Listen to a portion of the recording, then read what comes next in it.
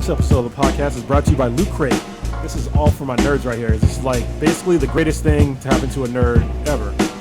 You pay a monthly subscription fee, you get a small box, actually a small to medium-sized box full of all kinds of nerdy goodness. Actually, right now I'm wearing a Loot Crate shirt. It's a Rick and Morty shirt. I don't watch the show, but I need to hear good things about it. The box will come with typically a t-shirt, a toy, some other sorts of like knickknacks, stuff like that. Cool things that people love getting. Like if you like going to Comic-Cons, it's basically a Comic-Con box. Basically, you get something delivered to your house every month for one low monthly fee. And if you want to go through us, go to trylootcrate.com/BTI and also put in the promo code BRIDGE10. That's in bridge, as in you're going to walk over a bridge and the number 10, and you will save 10% on any new subscription. Once again, that's trylootcrate.com/BTI, and the promo code is BRIDGE10 to save 10% on your new subscription fee, or on your new subscription. And now, on with the show.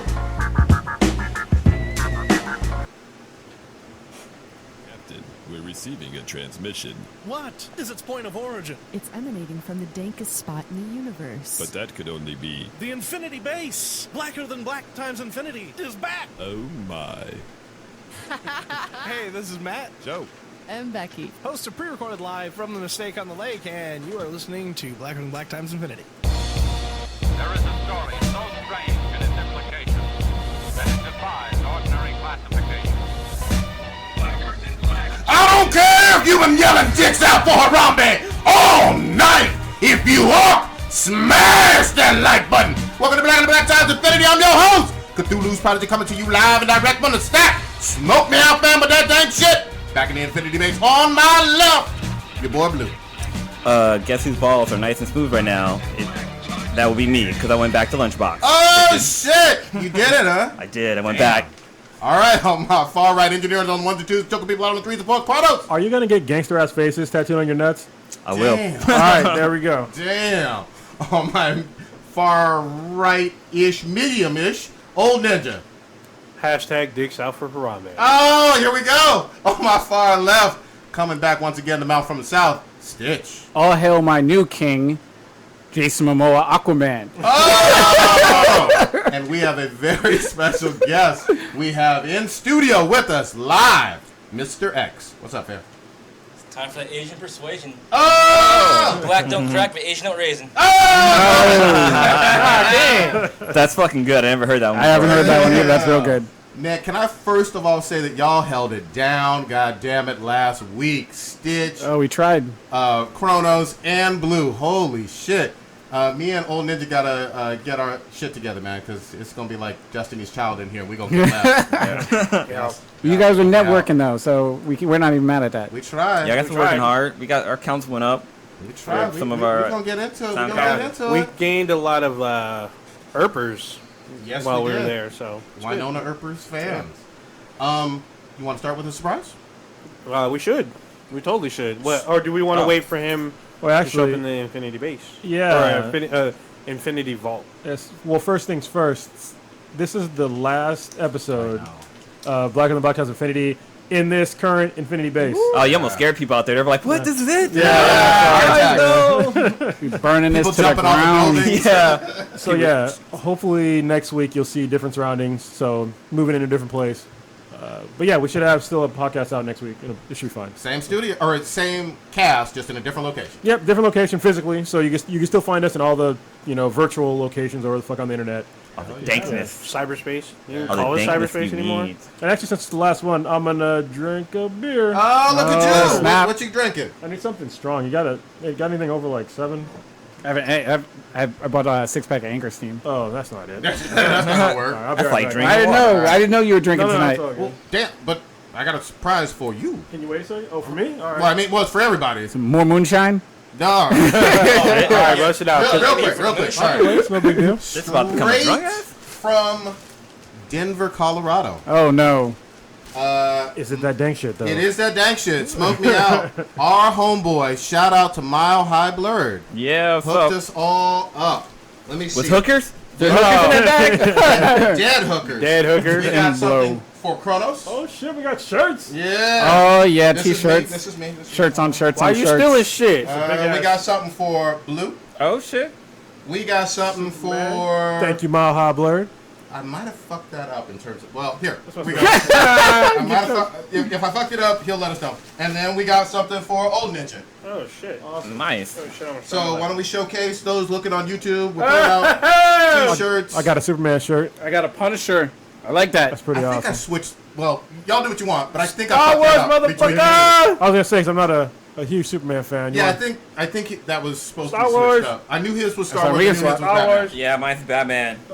And then I got my main man Hulk on here. Star Wars. Yeah. That's good. So shit. mine, Wow. mine's is a Yeah, little that Hulk bit. don't look Asian. Mine's is a little bit. Mine's is just a little bit too big for me, but I'll work with it. Mine's too big for me now too. I'm all fucking skinny and Yeah. shit. Man, you've been- Fine. I'm It's all all about good, this though. law and order that Superman was trying to throw down on these people in Injustice. There you God go.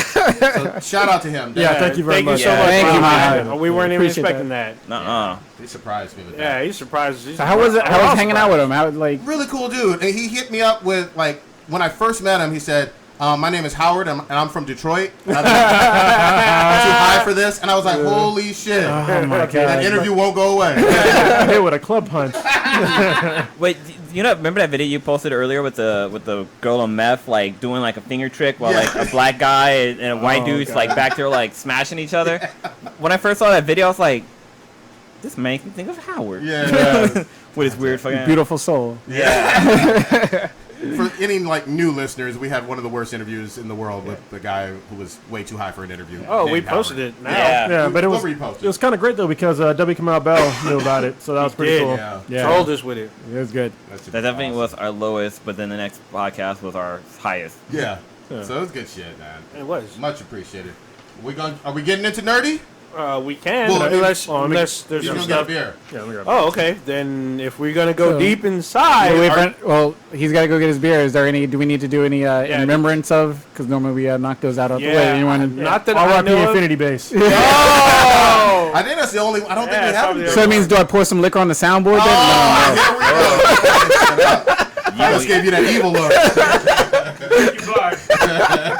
the rest. You buy the rest. he said, "Fucking goddamn, pour 40 on the fucking soundboard, on the fucking desktop, Yeah. shit blow up and shit." That would set us back. Oh my god. Hustling backwards. Oh shit. All right, let's get into some of the nerd shit. Are we going? So this is it then? I mean, we got it started. We got I mean, it's gonna. So, Old Ninja and Prodigy went to San Diego Comic-Con last weekend, and we are going to review it.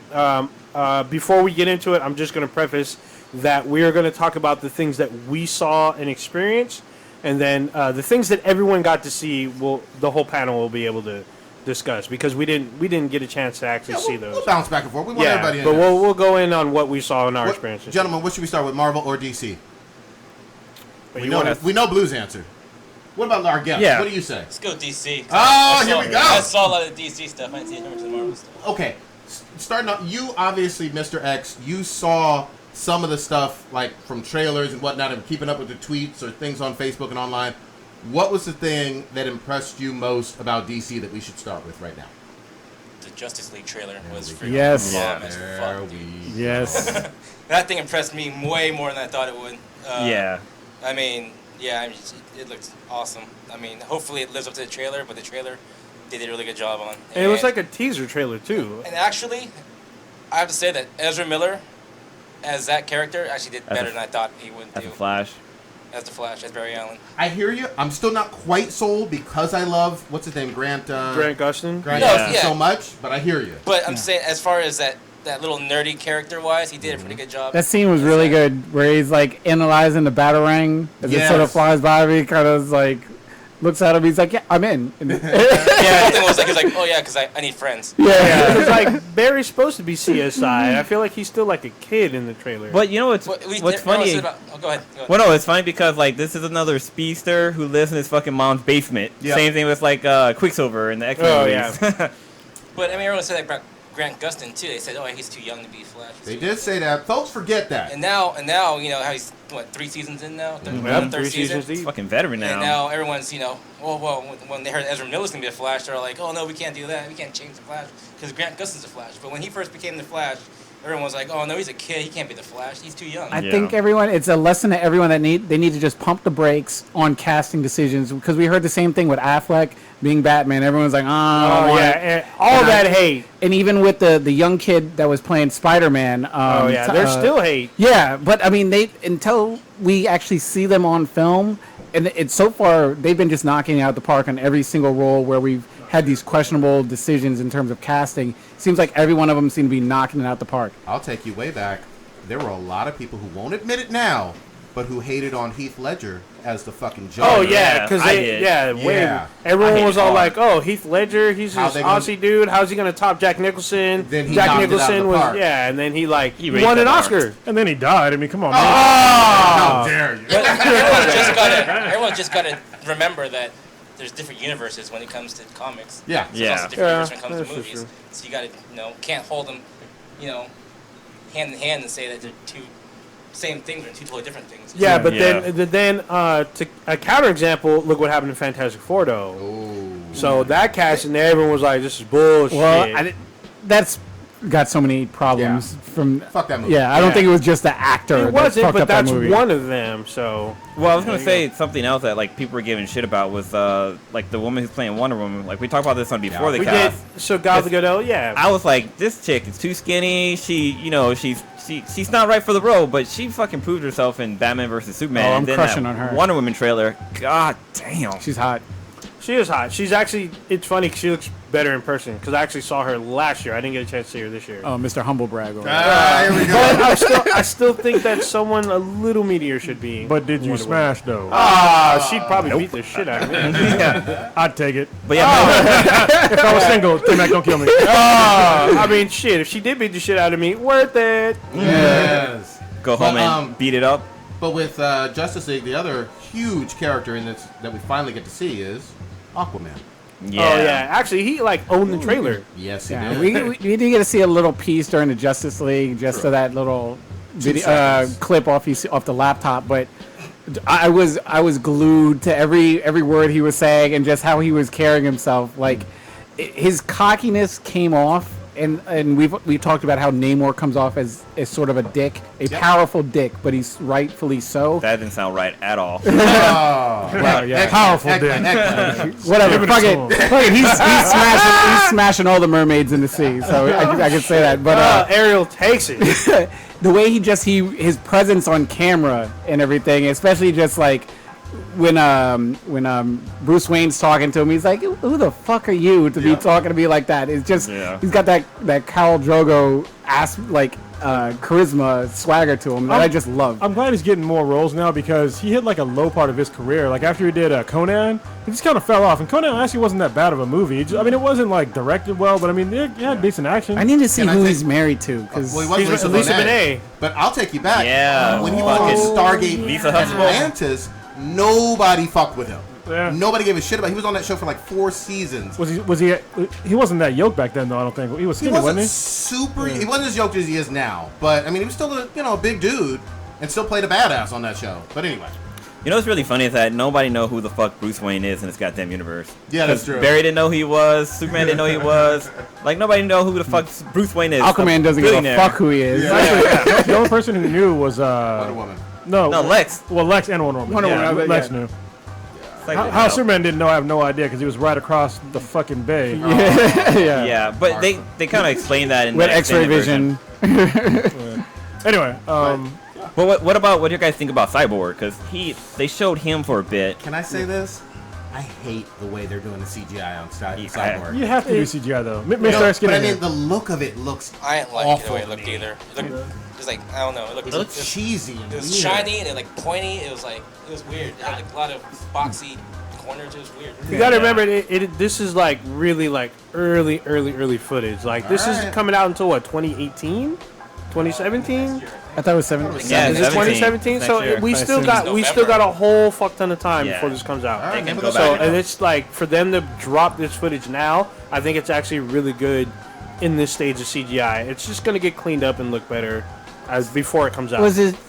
With something like that, I don't think is his whole outfit CGI. I don't think it. Probably. He's a CGI character except for like the face, because I mean, Okay. I can dig it for now. I mean, I'll wait and look for some more, but I mean, it looked okay to me. I mean, there's no way you can do a cyborg without CGI. Of course, Yeah. of course. Yeah. Yeah. It just I want Well- top quality. Yeah, because I'm trying to think of like Iron Man. They kind of use semi CGIs, semi like real costumes that he wore. So maybe they can go that route. Yeah, But and you know, look, who knows? You're right. Iron Man did look more realistic. Yeah. Yeah. But do you guys think we'll see Superman coming back in this? Oh, of It's coast. supposed to be. He's casted. Yeah, Better he's be. cast in it. Yeah. Because he wasn't in the trailer. Yeah, because I think they The only want one to missing. show. I mean, I don't think can't. he's gonna be. I think he'll come in probably like halfway to the movie, Yeah, either halfway or first. Yeah, or maybe like like first towards, 20 minutes. towards the end when they're like losing or getting Yeah, their and then he shows up out of nowhere. Yeah, Do we know Aquaman will throw him into Do we the know the sun. villain yet for this movie? Steppenwolf, I Steppenwolf, believe. yeah. Yeah, Okay. Who the fuck is that? he's a Darkseid's Magic like. Carpet Ride. Yeah, It's his son? no, it's his basically his right hand man. Right. Oh, okay. So he Because, go, like, he Lieutenant comes in. general, like a general. Yeah, it's like a Yeah. general. There you go. He Okay. comes in, scopes out the place, and then calls in Darkseid to like have him do his fucking Omega beams and shit. Yeah, I'm 'cause excited. If you watch the extended, the Batman vs Superman, the extended version, they show the Steppenwolf? boombox. Oh. Not the boombox, the mother box Yeah, That's And- Steppenwolf with the in the box. pool. Yeah. Okay. yeah, Makes that's sense. Steppenwolf. Good So shit. this ought to be. It'll be interesting. Should we move on to Wonder Woman because we briefed Yeah. on the trailer. I'm fucking excited as hell. Yes, holy This, shit. This looks really, really good. I like the old school World War I aspect of things. Mm-hmm. Chris Pine looks like he's doing it. I'm excited. I love the trailer. Yeah, I like it. I like what I'm seeing. I like the few action scenes that they had. They were badass. Yeah, because I like that they had to make her different from Captain America, right? Because this Yeah. is very reminiscent of Captain America's first movie. Yeah. And she's got a shield too, Yep. but the way she's fighting with the shield is different. And then obviously she has a sword. And the lasso. Yeah, and the lasso. Like, it's funny because like I watched like the first movie with my daughter. wow. And she was like, "Where's the?"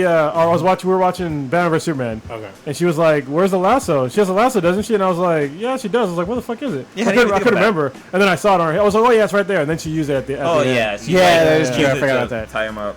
Yeah. It even glows. It's pretty cool. Yeah. Yeah. But they didn't tell that it's like a lasso of truth and that you can't break it. Not Exactly, yet. Not Yeah. yet. I mean, Probably going they'll to get deep into about it. it. But what was great about it was like I love the fucking her like theme music when they were like Yeah. when she was fighting and stuff like that. I was like, this is gonna be fucking badass. Like it got me hyped. And I remember like we did like a react to like the snippet they showed for Oh Wonder yeah, the Woman. little sneak peek thing. Yeah, and it looked like it was gonna be like kind of cheesy. They were talking about like she's gonna be like a mother figure and stuff like that. Yeah, but fuck that. no, I wanna see her she's kick gonna be a ass. fucking badass in this. Like for sure. Like I would have paid money just to watch the trailer. That's how good that shit was. Whoa. Damn. So for Not those that of much you, though. for those of you who may not know, Wonder Woman is directed by a woman. Yeah. So I mean, for those of you who are freaking out or whatever, Why are you looking at Wasn't, me? wasn't it Yeah. written by a man though? I mean the comic actual itself? character. Yeah. that shit don't matter to me. Yeah. I don't give a fuck who directs it. Just direct it right. I don't give a fuck. Write a if good you're- story. yeah, Man, so woman, child. there's doesn't still matter. people out there fucking trolling, saying Okay. that you know. Isn't she the first female superhero? No, I don't know. Oh, I would say so. I think she is. 75 First? years. Yeah, it's been 75 years. I think she's the first female superhero. Like to have a First movie? main. Good. No, well, not in to have terms a of movie, just the like, in terms of mythology. comics. Oh Comic yeah. mythology. I think That's so. interesting. Let's see. I, I would mean, think so. if you think of the Bible as being a comic book, then no. Oh, I This guy. I'm just fucking around. yeah, so it sounds like everybody's on board with Wonder Woman yeah. being awesome and epic. Did y'all see, switching to animated stuff for DC, Justice League Action? I Yeah, did. I'm yes. like, it looks good, but there's something wrong with the animation, and I Yeah. can't. One of the things is their feet are way too fucking big. They're like pointy and shit too. Yeah, like Their it's feet? like watch the trailer. Like it looks weird. It's almost like the super deformed thing. You know what I Okay, mean? But I like the didn't feet are catch like that. really big. It's like the lower, like the from the kneecap down, they just like the leg gets bigger. Okay. And it looks weird. It's almost like they're like fucking Mega Man or some shit. It's just like it's like weird to me. Like Peanuts characters. Yeah, it was like weird, but I mean, it still looked good though. I mean, as long as they're bringing Justice something back. Yeah. I mean, I'm Yeah. watching it. There's Like- a lot of characters in it too. So. Yeah, I think they're going Yeah, the route of Like Unlimited. Justice League Unlimited. Yeah, Yeah. we're gonna have multiple characters every other week. But one cool thing is Swamp Thing's fucking it's gonna be on there, which Oh, is shit. fucking dope. Like there's a scene where you see Swamp Thing fighting and he gets like fucking like thrown back, and I'm like, holy shit, was that Swamp Thing? So that's fucking epic. And we have Lobo and the Red Lanterns in this. Yes. Looks like it's a tie between either Miss Fury or Wonder Woman. I'm sorry. Oh, it's Oh, the like as oldest, far as- oldest. So Female. Oh yeah, it is. Sorry, it's Miss Fury will be the oldest. I don't know Miss Fury. Who's Yeah, Miss Fury? and then Wonder Woman. Yeah, I don't know her either. Okay. So, So as far as mainstream. Kevin, feel free to call in and educate us. Yeah, exactly. mad. He's gonna get mad at us. Start yelling at us. Yeah, he's already yelling at the. Yeah, I can hear him. You All the way in, idiots! he's in Illinois, right? Yeah. No, he's in Indiana. Indiana. Yeah. All right, so I'm looking forward to it. That looks Yeah. fun to me. It's fun as fuck. Anything else for DC that we're Well, if we're hyped talking about? about, animated, anyone see the Justice League Dark previews? Justice League Dark? Or I saw the preview, yeah. I heard about it, but I haven't seen the preview those for look it though cool. yet. You got to see previews for that with Constantine and Swamp Thing. And, Yeah. who else is in there? I don't know. Oh, Zartana. Yeah, And yeah. then a couple of the other characters I can't think of. Is this an animated movie, It's right? an animated movie. Yeah, It's okay. After next one coming out. Hey, But- so real quick, for everybody that's listening to this, if Mr. X is gonna sound weird because he's on a different mic, so sorry. Yeah, because you guys, he sounds like far away, but yeah, it's just the way it is. It's the mic, it's not you. It's all good. What about in terms of my favorite, Teen Titans Go? Get the fuck out of here. You went to. So wait, Panel didn't you was go? lit, though. Yeah, you I'll went have to the bring my panel. 5-year-old daughter in here to talk about that. Sorry. Hey man, that show is fucking it's the truth. I love that show. Breaking lives. Yeah, you went to the panel though, right? The panel was fucking lit. They only let kids ask questions though. I was like, what the fuck? Oh shit! It's a kid's show. I goddammit. fucking was trying to stiff arm the little cat. Get the fuck out of my way. I got a question for the cast. You're all going up with your fucking notes and shit like that. Like, episode blah blah blah. Why did blah blah? What my blah, kid blah, wants to know is Yeah. Is Beast Boy gonna smash Raven? Oh damn. Sir, step away from the children. Yeah. Anyway. Yes. He's got to tell him, trick a lot of kids. Yeah. Since we're still in the DC realm, you guys want to go into like some of the show trailers that they released? Yeah, we can Yeah, talk let's do about it. So I want to say one of the big one is the fucking Flash. that. Oh yeah. Holy shit! Flashpoint Paradox. Kronos is snoring though already. What happened? Actually, I was gonna say, based on what I've been sort of seeing, I think he's seen it a couple episodes. Hold on. You got an announcement? I've watched 2 episodes, and they were fucking awful. I'm just kidding. They were pretty good. I just gotta make time for it. You know what I mean? yeah. Since you're moving everything, it gets better, and then when it starts progressing. it gets Yeah, a because lot I think better. didn't K-Max say she was watching some or post? I think I saw K-Max said she was going to see what Flash was all about. Yeah, and I was like, I was like, by proxy. I was in the same house. I had to watch it too. No, it will be interesting to see what they do with the Flashpoint Paradox. So Yeah. So what they showed in the trailer, if you haven't watched it, is that we got a glimpse of Wally West's Kid Flash. Flash version, which looks pretty fucking dope. Pretty excited, but also like some of the scenes they showed, like those Phantom guys are back too. So I'm wondering if they're after Barry for fucking up the timeline and stuff like that. Possibly. Time wraiths or whatever. Yeah. And then like Barry, like what's the dad's name? Wally, not Wally West, Joe West. Joe. Like he doesn't know who Barry is. Iris doesn't know Iris who he is didn't know, anymore. yeah. Oh, that's like Rebirth. Yeah, basically, So yeah. you look familiar, but who are you? Yeah, it's like you guys were friends when you were kids, but like the whole storyline's been changed. Well, yeah, It's fucking because epic. they show his parents alive when he's Yeah. older. So Yeah, he's like walking out of the house. yeah, so I was like, oh shit, we'll see who else shows up. Did they showed a villain or two, didn't they? Like quick brief. I didn't see on the couldn't tell. preview, but I saw some posts on Facebook and stuff. I saw Yeah. that. Let me see if there's any. Yeah, what were they posting on Facebook or like online that you There's saw? like a black speedster with like a red symbol. Oh, you know, it's another Zoom. It's not Zoom. It's the Speedster of Death, because that's who Zoom. That's who Zoom turned into at the end of the last season, when the ghosts and zombies were like ripped into his body. He became the Speedster of Death. Wow. So if you go back and watch that episode, you Yeah. see his costume start changing color. That's If you true. look up the Speedster of Death, that's who he becomes. Oh shit. So Zoom might new version of Zoom, huh? Yeah, would be which epic. is gonna be epic because Zoom was fucking a So great fucking it villain. makes sense because there's a scene that I saw where Kid Flash shows up and then you see another speedster in a black suit, and at first I'm like, is that Barry? And I realized it's not Barry. And then I was like, well, who the fuck is that? And then now you mentioned the Speedster of Death. I'm like, oh shit. It's gonna be Probably great, right. man. And I love the fact that it's going to apply for Supergirl and Arrow Yep. and Legends. It's gonna roll this, through. just like with all of the stuff with DC right now, and it has been in the past. It all goes through Flash when it comes to changes in the timeline. You know, so that's awesome. Yeah, I didn't see the Supergirl trailer or the Legends of Tomorrow trailer. Oh yeah, also is it Professor Zoom? He's back because the timeline's been all fucked up. Not Professor Wells. Oh, Eborn Thorne. Yeah, he's Eborn back Thawne, because he's in a jail though. No, because he's in a jail. He's in a jail. Yeah, he's like in a private prison. Yeah. But yeah, he's back because he's still alive because the whole timeline is fucking changed. So But he also hints gets about fucking murdered. Barry being a villain. So he's all, how's it feel to be the villain now, Barry? It's like, oh shit, what happened? So we'll see. It's probably about the erosion of the timeline and stuff. So. Oh, we also see fucking the relationship between Barry and fucking the smart dude Cisco. Cisco. They're not friends anymore. Oh Cisco yeah, It's like is Cisco's like company. Cisco starts his own CEO, company. dude. Hair all slicked back. He's got bitches on his arm. He's like, what? Good for him. Pimping.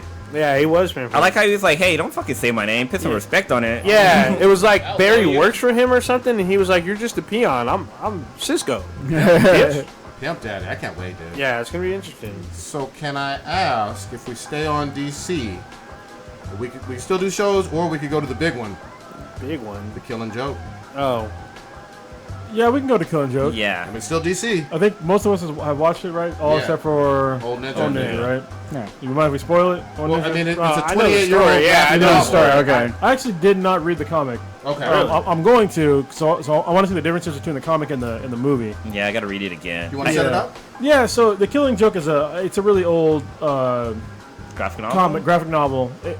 It's a really good story. It's the one that basically tells you why it gives you backstory on both the Joker and how Batgirl became Oracle. Yeah. Which I thought was pretty neat. But the movie it wasn't hit or miss. It was just some parts that were just a little awkward. Yeah. I think that they would have been better off kind of pushing it a little more over the edge, because I felt like they were touching the edge, but they didn't go too far over. They would the dip edge. their poking it. Yeah. pinky toe in the water Yeah. and then kind of back away. Like seeing some people get shot in the head. Yeah. I was like, oh, okay, I'm down for this. And then we kind of get a musical. And then and then there was the rape scene. Yeah. That didn't really go. It didn't. Unfortunately, don't get me wrong. Rape is fucked up. I don't want to see rape. However, Yeah. we all know that she got raped, and they didn't really. When it happened, it wasn't really. They didn't. It wasn't forward enough that you knew that she got Yeah. raped until later on. You wouldn't have any idea that I guess it happens in the book based on sort of my knowledge from Hank, because I haven't read the book either. So, and I've read the book, and I know Blue has. Yeah. And I read Old it a Ninja. while ago. Yeah. Yeah, it's been a while. It's an old ass book.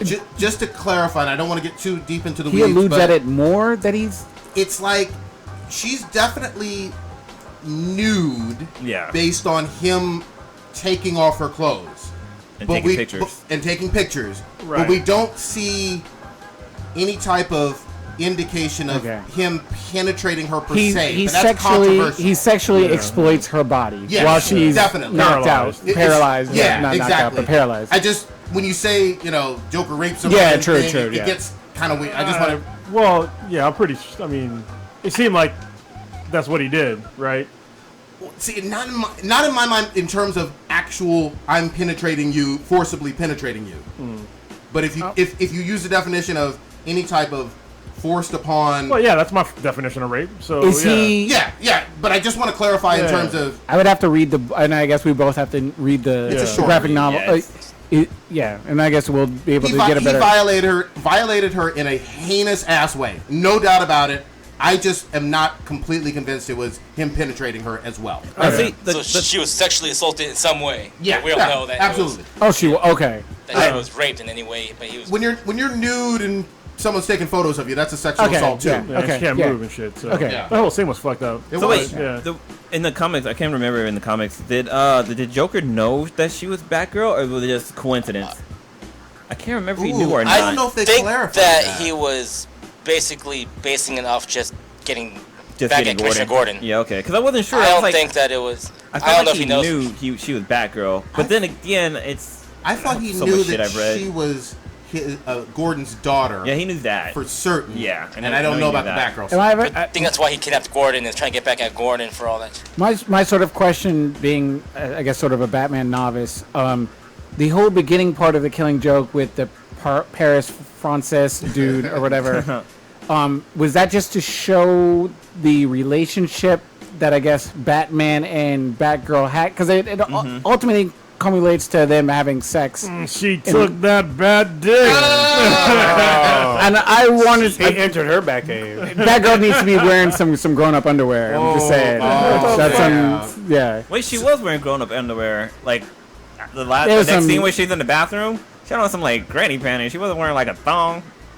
No, I'm saying she should be wearing a thong. okay. That girl needs to be wearing some thongs, some lace, some satin. So damn. the whole first third of the movie isn't in the graphic novel. No, I was Okay. wondering that too. It's not in there. That was Nothing just with Paris France. Basically, that was just to everything you show see- that they slept together at one point, or It wasn't in the graphic No, novel. it's not in the novel. It's not in the graphic novel. They added backstory to this graphic novel adaptation. so in the comics.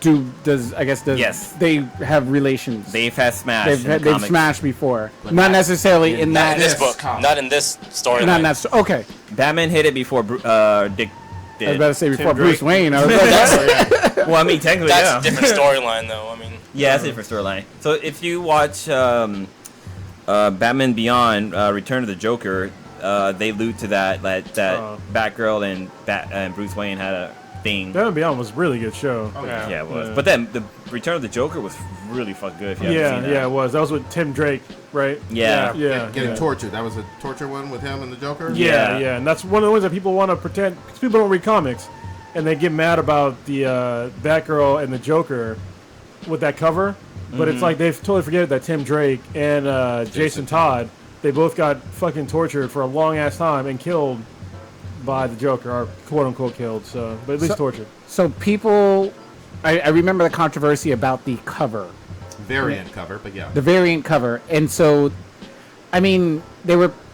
I guess I like I said before, I need to go back and I actually read the book to elude what's in it, because basically, I mean, the cover doesn't really do. that's the killing the family.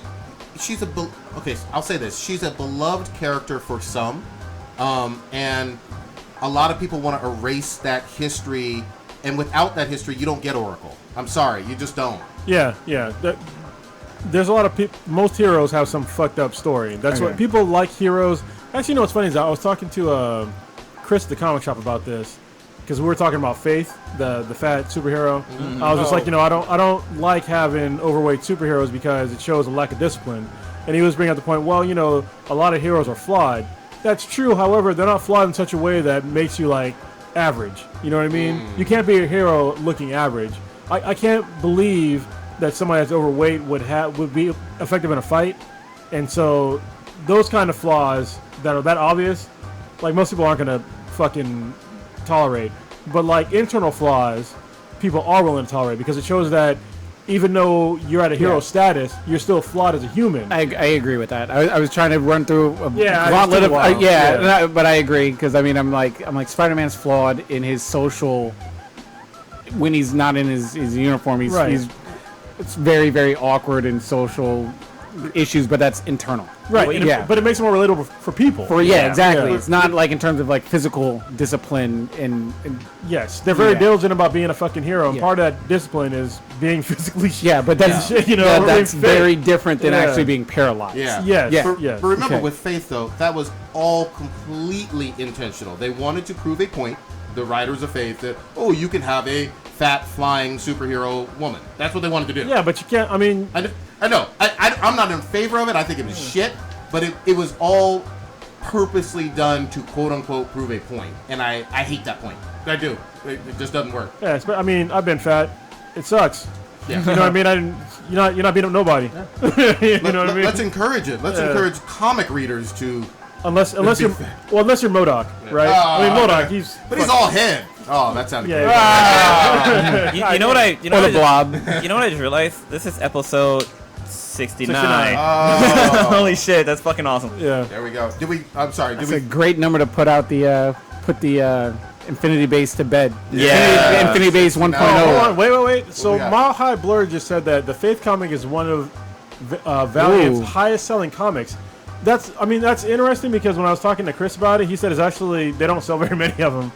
But I was gonna ask if, about that. If that's true, I mean, It's interesting. I guess, but I'm not a fan. I might. It's funny because Chris was talking all that stuff about it, right? And I was just like, okay, but have you read it? And he was like, no, I haven't read it. I was like, all right, if you read it and you tell me it's good, then I'll read it. He's like, but people told me it's good. I was like, no, I don't give a fuck about the people. I was like, I trust your opinions. You read that shit, and then you come to me and tell me it's good. I'll fucking read it. It's pretty telling that he hasn't read it. Actually. Yeah. So and I don't think it's in the top 100 because no, we were well, talking that about was last month. So yeah, we were talking. It ain't about in the that. top 100. No, sorry. But that comic's been out for a minute though. Fuck Yeah, that it's been a comic. few So months. from my understanding, Faith starts out as an ordinary woman who's a BBW, and then she's bestowed powers You better break later that down. on. I know what BBW means, but Yeah, most people that don't frequent Pornhub. I know. I was what you're just talking about. just on Prodigy's laptop okay. and going through, but Super yeah, SBBW. That's too far. Yeah. BBW is okay, but SBBW. So what the fuck you guys BBW say? stands for a big beautiful woman, or in some cases a big beach whale, because some of y'all are really bigger than what you really say. But anyway, but yeah, from what I understand, Faith got her powers bestowed on her as an adult, and she's already, fairly large woman. What's your thoughts, Mr. X, on an overweight superhero? I guess. I have never read the comic. I'm not familiar with that comic at all. What about the concept? The concept? I don't think I like that concept because I think knowing, as me growing up, watching superheroes is something I thrive to be. You thrive to be that physical fit. Yeah. When you look at like workout magazines or whatever, it says like superhero body or superhero, because that's what people are trying to be. People are trying to be Superman or Batman or Spider-Man physically. I mean, we're not necessarily going to get that way, but something to look. You don't want kids to try to be Just settle. overweight. Yeah.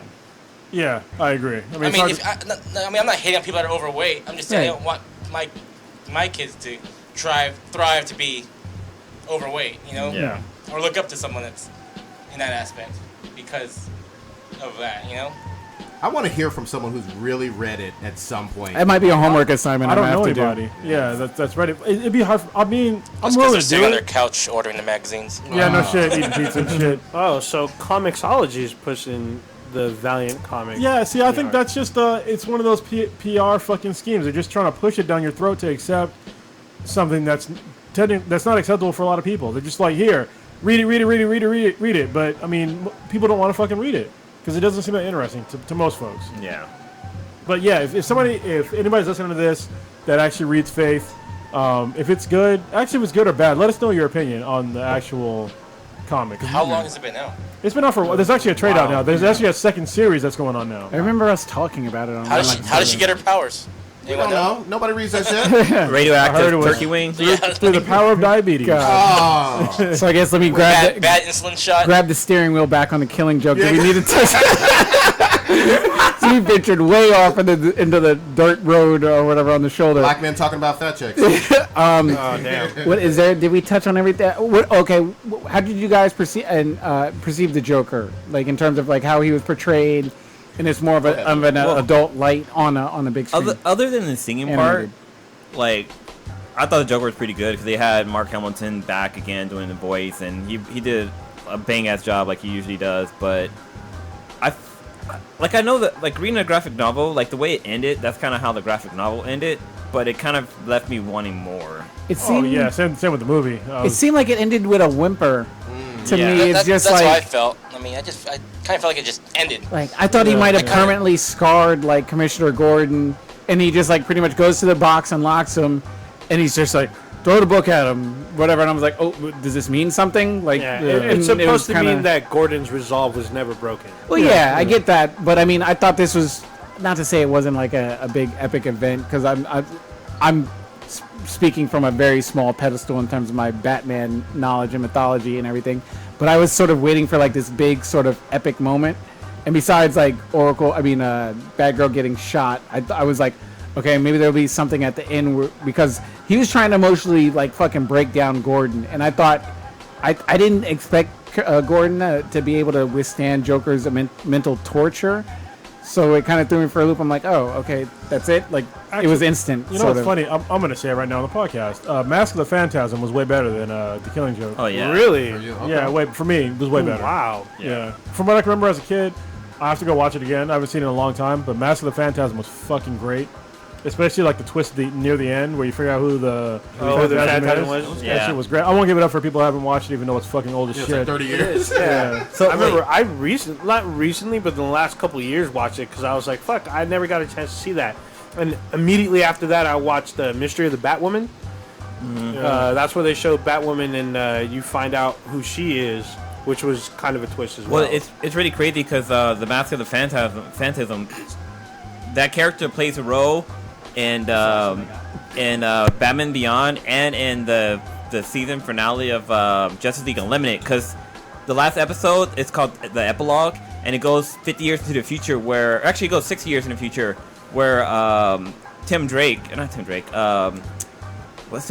plays Terry McGinnis, yeah. Oh, okay. So Terry McGinnis is Batman. Like, he's Batman. Bruce Wayne is fucking retired, and like he's dying. Like, he needs like a kidney transplant. And it turns out that Terry McGinnis is his fucking son. Yeah. Wow. He is his biological son. See, that's the thing. They kept hinting about it because like Terry's talking to Amanda Wallace, and they don't explicitly state it, but it seems like she like hints to Terry that she like took his DNA to create. Well, so Terry. that's what the epilogue was about. Yeah. So they had injected his father with Bruce Wayne's DNA and fucking basically changed him into Bruce Wayne, or at least his nutsack. So whenever he fucks somebody, it'd be a fucking Bruce Wayne kid. Yeah. But they wanted him to have the same fucking tragedy as Bruce Wayne, so they ordered the Mask of the Phantasm to kill what's his name's parents.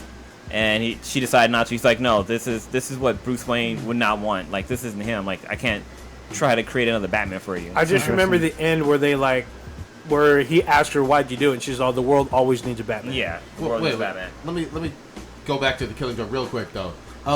For me, I cared more because I haven't read a whole lot of Batgirl, and I cared more about Batgirl in this film because of the backstory with stupid ass, what was his name, Paris France or whatever.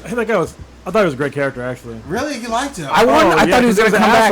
I thought he was Yeah. coming back at the end and pulled some crazy I shit was just kind of lukewarm on him, he but had a huge fucking fetish for Batgirl. Oh, yeah. And That's why he I had liked like him. he had hookers like wearing sheets and shit over Yeah, there. it's like a sort of a Killgrave. Yeah. Kind of obsession. Hold on, Mr. X, go ahead. You were going to say something. No, I was just hoping for more at the end. I thought maybe we Yeah. would see Oracle because Oh, it sounded, no, it sounded, it sounded like that she was barely. narrating, right? Oh, you do see her at the You end. do. Oh. Did you not? You saw that after Peek credits? around? Did I not see? No, I You might left not. the theater. I didn't see that theater actually. Sorry. Oh, okay. Oh, you ripped it. God damn. You ripped Oh, I was about They to do say show her what- at the end. Yeah. Okay, that's my bad. Which is pretty cool. Oh shit! Someone talk. I forgot what I was gonna. Oh no, I do. I wanted to bring up.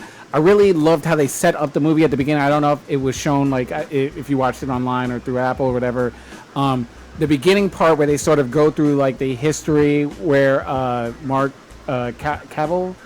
Mark Hamill. Mark Hamill. I'm sorry, Mark Hamill. You are a Oh, Star yeah. Wars hater. I see what you I did know, there. right? I see what you did. I'm not even gonna say. Motherfucker. I'm gonna Literally- wait. Where is Just to get sidetracked, I was like, See "Oh this shit, it's the Star guy Wars from shirt? Star Wars." I literally had that moment, I'm but gonna I beat didn't. your ass with this shirt. I was surrounded, and I was like, "I'm gonna get lynched in here." If I'm like, "Oh shit, it's like the guy from Star Wars, right?" Or whatever. I didn't put the two connected together. Terrible. But I really enjoyed it because he goes through the history about like when he was being cast for the role. Yeah. And he's like, I didn't know. It's like when I was going for filming the first day. He's like, I didn't even remember how I did it during the casting call. He's like, was I supposed to laugh like this or was I supposed to laugh like that? So I thought it was really, really cool how they gave that whole back history on him landing the role.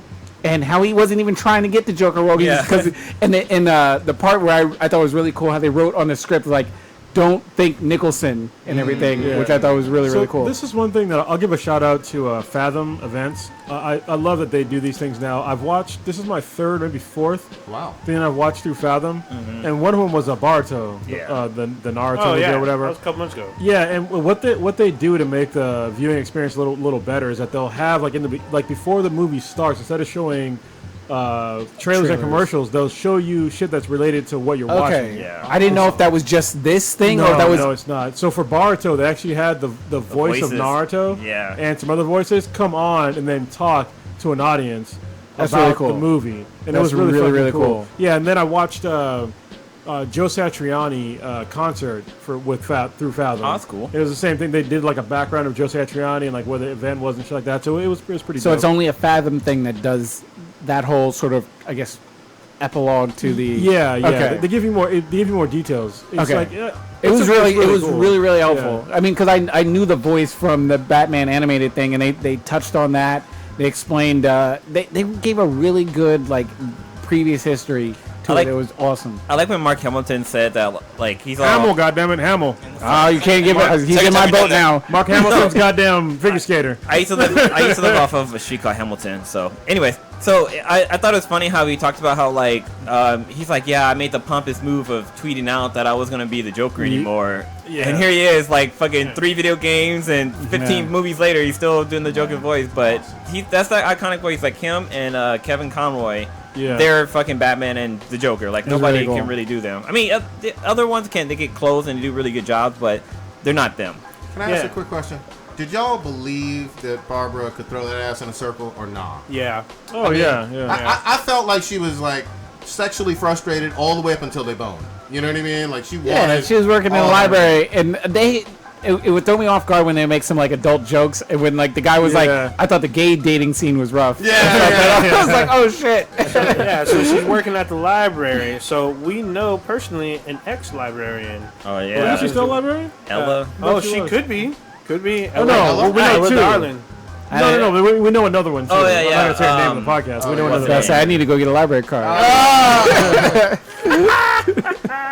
Damn. You know, her birthday was like a few days ago. Ella Darling. She was at Comic-Con. Did you guys see her? Oh yeah. No. I mean, there's thousands of people. There are hundreds of thousands of people. So happy birthday to Ella Darling. I hit her up on Twitter and wished her happy birthday. So why did you send her that eggplant? Because I was being respectful. Wait, do you ask me why I sent it or why I did not? Why? Because she seemed like she might have liked it. All right, is that it for DC? We just didn't cover Arrow.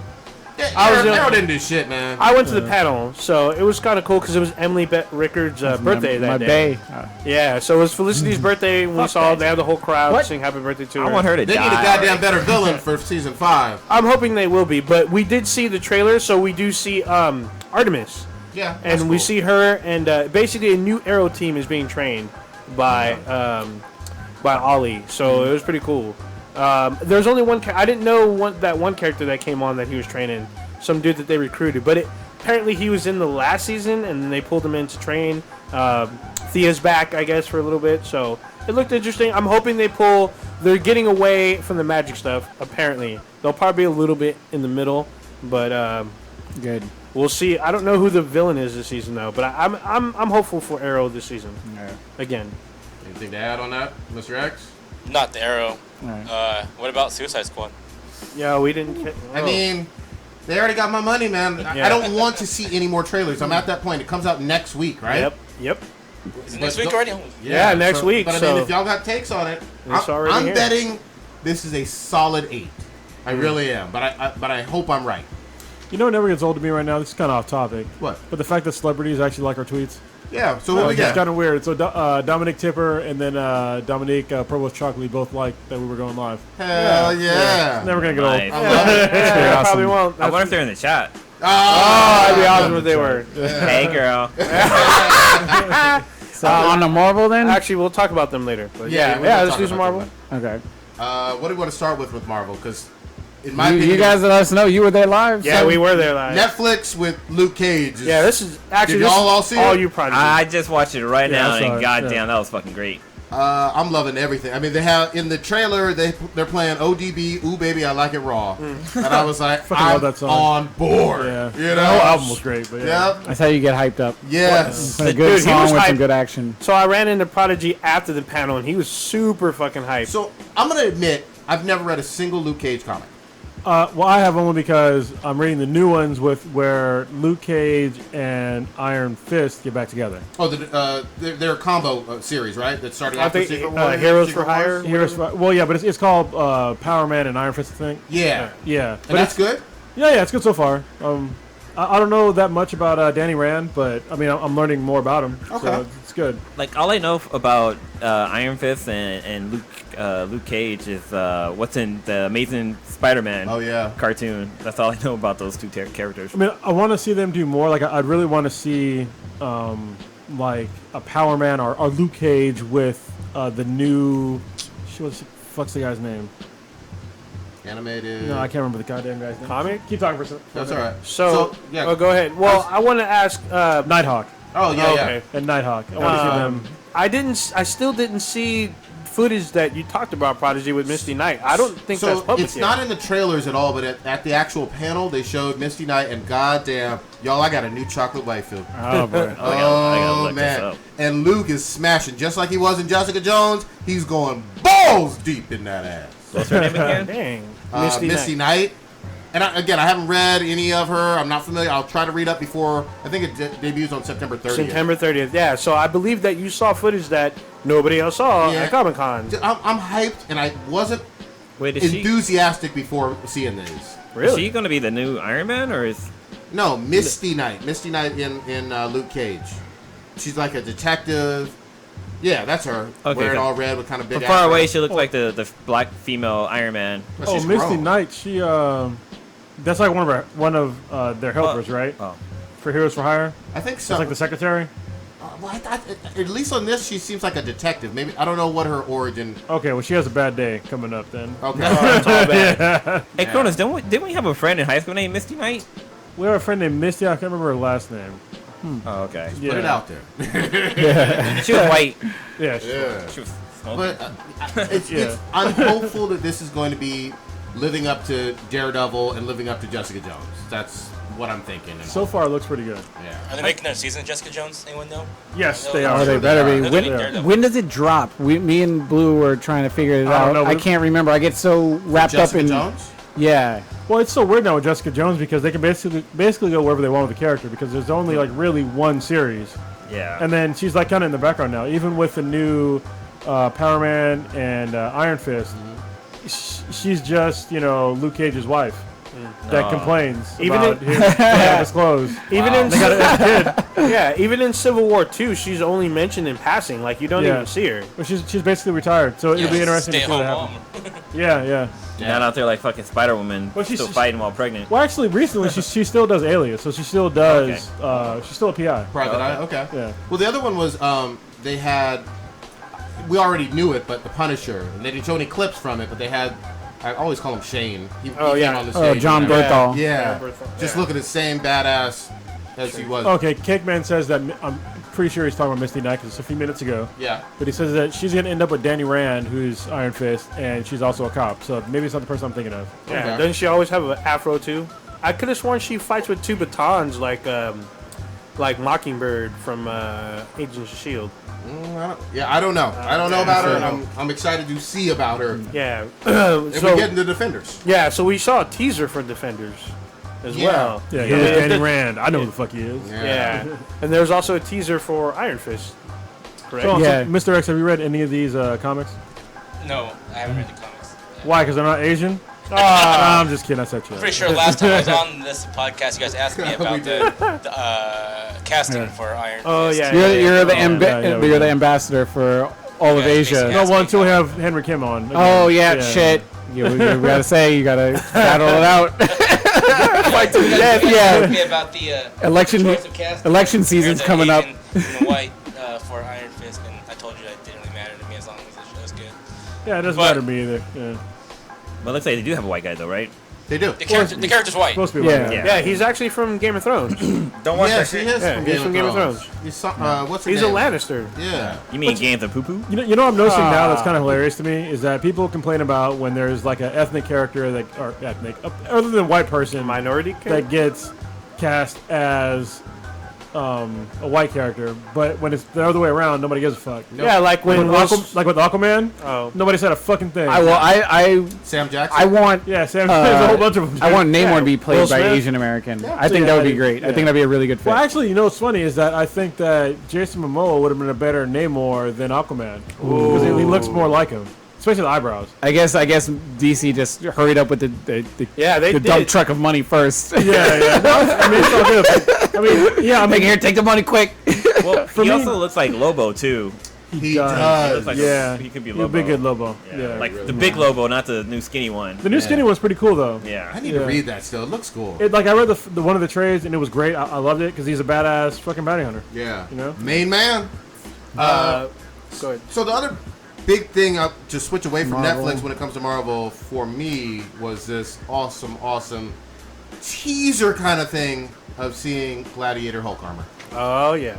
I knew that you got Ragnarok. super chubby. I nutted hard in my pants. Had to change my shorts. Shit was awesome. Yeah. You guys see it? Was it a trailer? No, Well, yeah, they showed a trailer. They showed a fight scene. I'd have to check that out. Because Well, last I Ragnarok, remember, Yeah. But the fight scene wasn't, to my knowledge, in the Gladiator armor though. No, but wasn't it with Bruce Banner or something? Who was in the fight scene? It was Hulk and some. Hulk was getting Ronda Rousey by Iron Man, Oh. and then he was singing love songs by Drake as he was I'm looking at it right now. It's pretty good. Planet Hulk. Yeah. Yeah. Hopefully. Well, we At know some element. point. We'll probably get elements of Planet Hulk in Ragnarok, but I don't know about a whole movie. Did they show? Oh, no, I don't mean to break your train of thought, but did they show something from Spider-Man? I saw something on maybe it was IGN or something saying released footage, but they just didn't show. I couldn't find it online, so I didn't know if you guys. missed it. Yeah, Okay. if they did, we were not in Hall H where all the big announcements were made. We were Okay. doing a lot of the TV stuff. Some stuff that we managed to catch was some big name stuff, but all Marvel and WB stuff we didn't. We ended up hearing about it like everybody. And I else. did. I think I saw. I read that they released some footage, basically. Something about being in high school. Yeah, he's and, sophomore in high again. school. Something about Again. I don't have an issue with that, but we've talked about it. But yeah. yeah, something about being in high school, and something about being in class, and then what's that character's name? The jock. Oh, Flash Thompson. Flash Thompson. Oh, yeah, Flash they Thompson. showed him basically They also changed the suit. It's not white like it was in the trailer, right? Isn't it back to cause it's white. It's red, blue, and white, where the spider logo is No, white. you're thinking the video game. The video game. Oh, the shit, it video was game had video the game. the video game had the white thing. That video game trailer was really good though. Oh yeah, Oh, I am I'd be there. crushing on that. Remember the old PS2 game that they had, where it was Yes. God damn, it was some of the best. Wait, games was it ever. the Ultimate Spider-Man? No, it was before that. Even it's the first one was it was super Spider-Man. It good. was just Spider-Man. It 2. was the first one you could actually do some web Wait, slinging around is that, some New York. is that the one where at the end you have to fight Carnage and his minions? Because I had it on the No, that's N64. Web of Shadows. Was that Web of Shadows? Yeah. Well, I had one on it was by Neversoft, and it was on the N64. That was super fucking. It was good. some polygon type. It was polygon, graphics. but it had a good fucking story No, it was and good. good fucking gameplay. I was like, holy shit, this is a pretty good Yeah, fucking it was Spider-Man fun. game. But yeah, And I also have Ultimate Spider-Man, which was like open world and shit, and in that one you're in high school and you fight a mechanized rhino. Yeah. So I was like, and he was hard as fuck because you have to chase him through the city. You So I know, was like, somebody in the Black Nerd group posted up. They posted up a picture of all the people who play Spider-Man, and they pretty much was like, "What if they do a multiverse Spider-Man, where you have the first Spider-Man come into the movie, you have the guy who played in the second one, the Treff, whatever. You have them in there. You have Gwen Stacy coming in, and she be a Spider-Man, and just have them all work together to fucking fight some that shit. would be pretty interesting, but I Like think they cartoon. just burned too many bridges. Bridges 10 are code for This episode is brought to you by Look Great.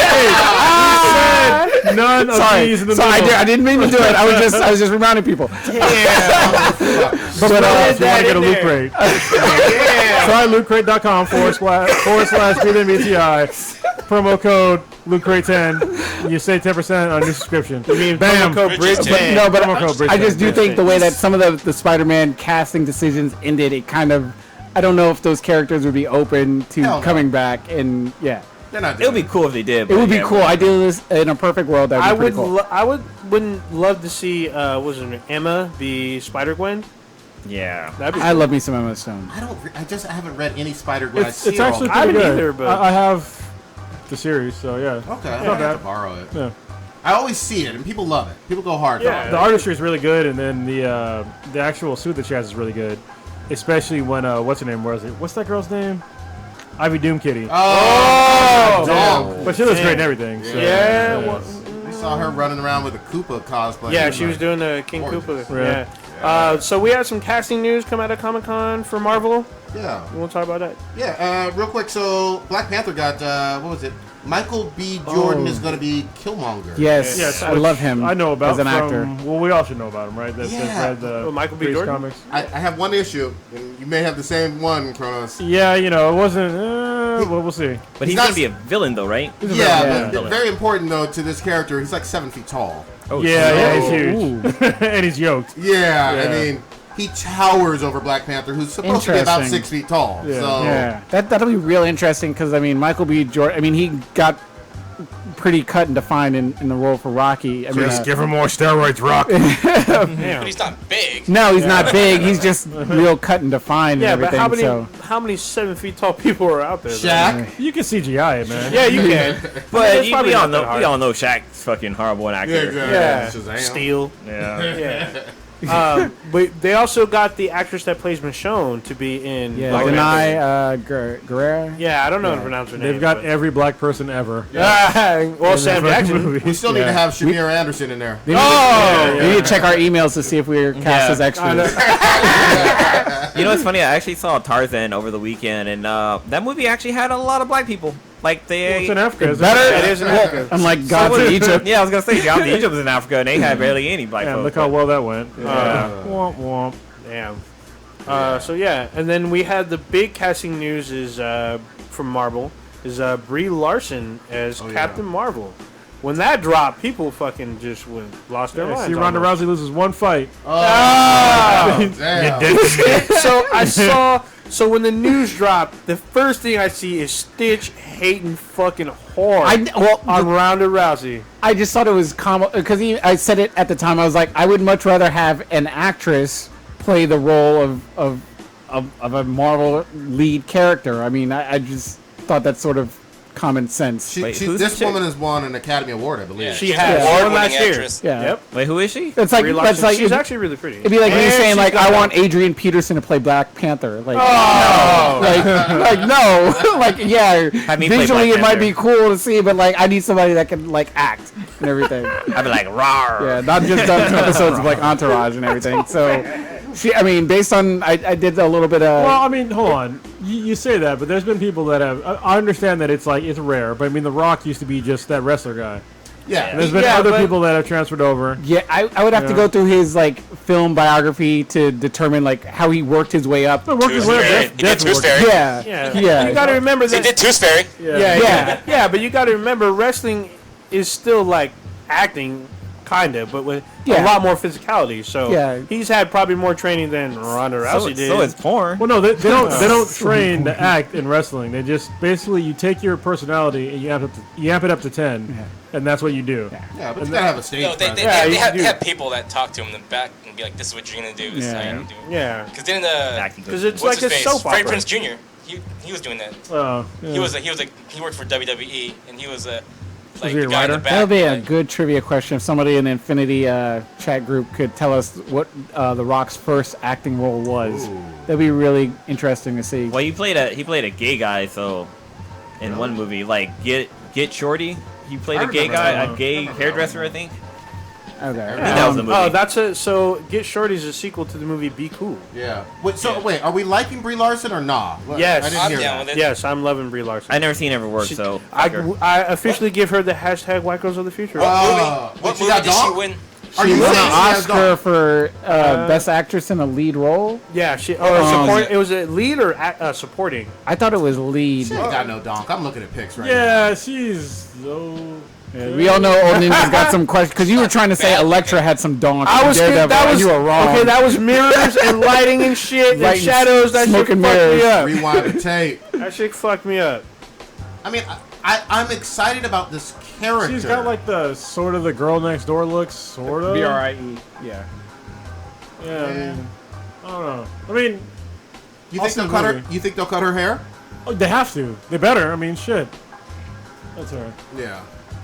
Because I don't. Has Captain Marvel always had the short hair in comics, or is that a recent thing?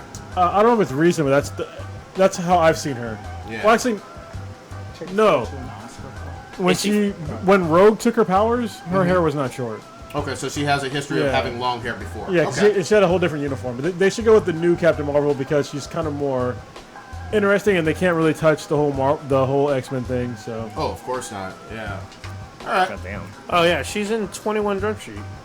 Really? She plays the girl that Jonah Hill's crushing on. All right. I mean, I'm gonna reserve judgment until I see her in costume in some trailers and shit. So you'll also see her in Kong Skull Island. Oh wow.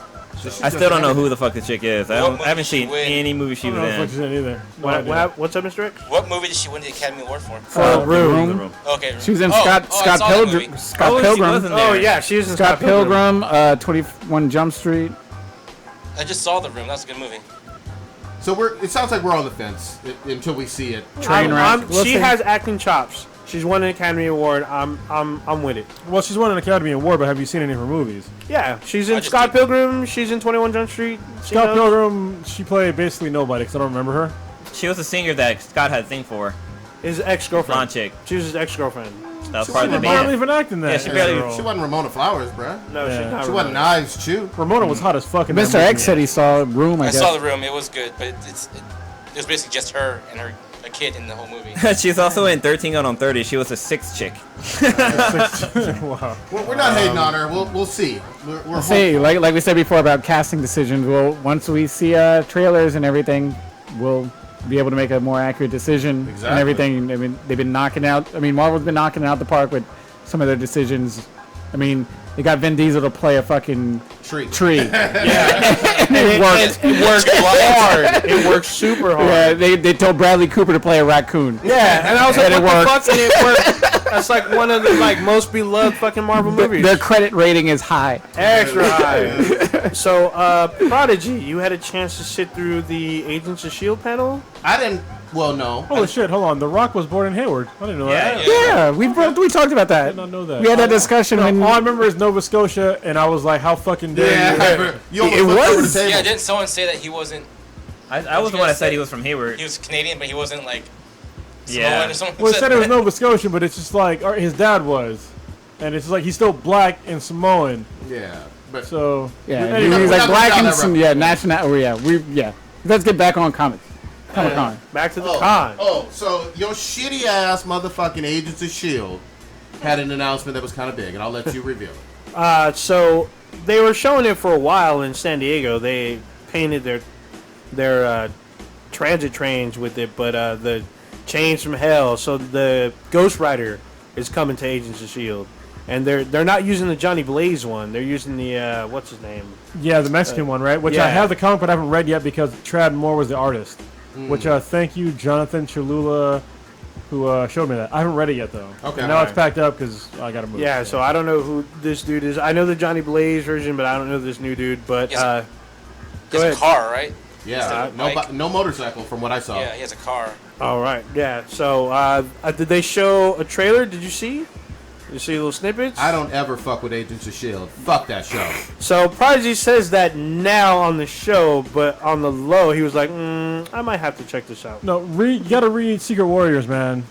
Oh, yeah, I haven't read Secret Warriors. Yeah. So I'm just going off of what the show was. I mean, I'm excited for them. I'm glad they got a big, like, known character, though, you know? I mean, but the thing is, they should have had done that.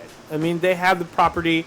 They brought in characters from the films onto the show, even though they weren't, like, super, super huge. They were kind of recognizable, and I don't know. There's just things that Marvel owns both. I mean, Disney owns both Marvel and ABC. They could have made shit work. So But I you just keep feel on like shit watching. I though, do, don't you? because it did get better, like I said, when Bill Paxton got on, and they have the power to make it whatever they want it to be. So it's not canceled. So instead They lost me canceled- his whole last season, though. Yeah. they did. Because you respect your time. You don't shit watch things. I watched it, but it took me a while. Like, it was on my DVR for like maybe minute, months before I actually started watching it. And I only watched it because I was curious. Yeah. that's So not a unlike good look. Agent Carter, I fucking love the shit out of that, and that got canceled. So who knows? Hopefully Netflix will come in and swoop that up, but I don't see it in the foreseeable future. All right, so this is going to be Well, like she's going to be on a new show. She is on a Agent new Carter show. Lady. She is on a new show. Haley Atwell. So this is going to be like a two-part podcast. So the first part, are we going to talk about more Comic-Con stuff? Because we haven't They'll. Yes. Okay. Okay. There's still more to go. All right. Okay. So go back on The Rock. His first major movie was The Mummy Returns. I think you guys all remember that. Which He was was- The Mummy Returns. He's no, Scorpion King. It actually was not. That's his first It major was- movie. Well, it was. Oh, you're right. First major movie was. There's a movie called Long Shot. Was that major? I don't even I know. don't remember that. Beyond the Mat, which I actually watched. He was in that. Okay. Well, Well, those are like those WWE documentary. productions. Yeah, if we're talking about like wrestling movies. He's in I forgot a about lot of that. stuff before What's that. the one where it's like Walking Tall? Was that was That was Tall. that was after? after. Mummy Okay. Returns. That was a good movie. That was a remake too. Because he had Yeah. he had Scorpion King too. He did. Okay. So he's got a few. Wait, wasn't he also in that movie called The Rock? No. No, he was No. not in The Rock. That's Sean Connery. Sean Connery and what's the other guy's name? Nick Nicolas Cage. He, yeah. he didn't play the prison, right? Oh Lord. God damn. He's a Canadian and Sean U.S. citizen. Connery fucking all the fine bitches. This motherfucker can't run for president. He will backhand bitches too, though. Like Oh, he talks about it. Yeah. Did you watch the interview with what's her Barbara name? Walters or Yeah. something? He's basically like, I'll slap you, bitch. Oh. Every now and again, you gotta, slap him. Let him know his boss. Yep, and she shut the fuck up too. Yes, because she knew this motherfucker might slap you right now. We're on the Last Dragon. Yeah, try to catch him slipping. He was like, "Bitch, I'm old school. I will slap you right now on national television." Yep. I was like, A "Damn." white-eyed Turner. Yeah. All right, real quick. So let's switch on some sci-fi shit, man. Big announcements for Winona Earp, who we fuck with very heavy. They're Yes, shout out to Dominique Provost Chalkley and Shamir Anderson for being on the podcast. Thank you very much. Hell yeah. We got a season 2 coming, and it was Yep. announced at Comic Con. It sure was. They got the call. They actually tweeted out the video when they got the call from the series creator, and they were at dinner and they got the call about it. It's actually pretty cool. You can actually, I think, retweeted it. I think we might have, but you can check. So Prodigy and I, we got to see them first at the Geek and Sundry panel, and Earpers came out in full force. Yeah, they call themselves Earpers with the Winona Earp followers, and we got a chance to see Dominique, Provost Chalkley, and Shamir, and they kind of recognized us. They're hey because they saw us in the video feed, so they kind of knew what me and Prodigy looked like, and we were yelling at them. Are you guys rocking the shirts? No, it didn't work that day. It was super fucking hot and Oh, humid. makes sense. Because Why the you gotta shirts are make black. excuses? It's hot. It was hot as fuck today here. And now we're sitting in fucking air conditioning. Yeah. Nice. Yeah, it was super fucked up. What would your but- ancestors have said in this? this motherfucker? Nothing in English. For sure. Actually, Prodigy got a chance to ask the panel a question. I forgot. What the Yeah, I question can't was. remember what the fuck I asked her. So yeah, But it was cool because Dominique Provost Chalkley let us know that she got our gift. Or thank you she gift. did. Hell yeah, It was And what, really cool. What did you get her? Or what did Pop you get her? vinyl We got her a of pop a Black Widow. Yeah. Yeah. And she said, thank you, and it blew up on Twitter. Had like 600 fucking people liking Yeah. it. Yeah. Was it Black Twitter or Black Twitter? Widow. Yeah. Yeah, Black Widow. Definitely Yeah. wasn't Black Twitter. Yeah. They only care about black people. I thought you guys got Foreshadowing. Her, I thought you guys got her an Orphan Black pop vinyl. No, it was Black It Widow. was Black Widow. So I got a chance to run into the entire cast of Winona Earp, and literally like maybe half an hour after Dominique tweeted out the picture and saying thank you to us, she gave me a big fucking hug, saying thank you again. I was like, holy shit! And she's like, yeah, I totally remember you guys. And then I got it. What does she smell like? She smelled like She smelled like glitter. Message Yeah, coming back. Strawberries and glitter. Strawberries and glitter. She smelled like Skittles and glitter. No, because when I How firm were the titties pressing against When it? you smelled her, So that's funny when I that think you asked that because she was in an evening dress because they were going to an award show. well, because when I met fucking Ivy Doom Kitty, she smelled like cotton candy, and I was like, God damn, this girl smells so goddamn good. I got an Ivy Doom Kitty story later, but yeah. And then I shook Shamir's hand, which was cool. He's all, it was good to meet you guys. Though I got a chance to talk to Melanie Scrofano, the star of Winona Earp, and she knew about our cast. Oh wow. So I was like, yeah, I'm from Black and Black Times Infinity. She said, oh yeah, I heard about you guys. I tried listening to you guys' podcast, but it didn't work out on my end. So I'm gonna try to listen to you guys later. I was like, holy shit. You should have had that shit on a mixtape. Yeah. Old school Now that I got you here, you want to do a promo? No, it was actually right before they left, but it was pretty cool because the whole cast was there. I actually met the lady Catherine Blydell, I believe. She plays Officer Hot. Yeah. She's hot in person as well. But she was really nice. Get in there, Kronos. What were you saying? So I heard that we possibly could have Dominique back on the podcast. She said specifically, Yeah. I would love to chat with Specifically. you, lads, again. Yes, she did. And Lads. I nearly unzipped. It was great. So she said we got to be dank this time, right? Yeah, so she did. We'll try, but it's hard with that fancy ass accent. It is. So classic. if we can get Dominique and Melanie on the show, I think that'd be great because they both play sisters. The cast is really tight knit, so They I think are. it'd be great to have the two of them on the show. Just work our way in. Yeah, so it was great. The cast was super fucking nice. I met almost everyone except for Tim Rozon, who plays Doc Holliday. He was actually really going on. He was like the most energetic on their panel that they had, so it was pretty cool. They're good people. They're a lot like us. They're silly and fucking make Yeah. dank ass jokes. It was So great. good. They were super nice. It's really cool to hear. So who else Yeah. did we go to? Oh, and then I went to the Expanse panel. So they had. Did y'all see the other Dominique? Yes, I did see Awesome. the other Dominique, but I didn't get a chance to like go up and like say, "Hey, I'm from Black and Black Times Infinity" or anything like that. But they did talk about the show a lot. I did get a chance to get a picture and like tweet it out, which she saw because she knew I was there. We also, before we went to the con, Prodigy and I had a chance to interview Kaz Anvar from The Expanse as well. We did like a 10-15 minute interview with them.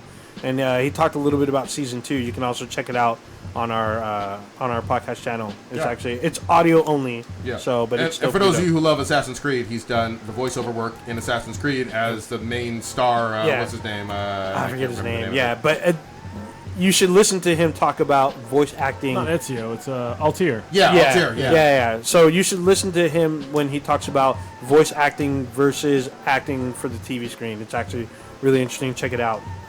Yeah.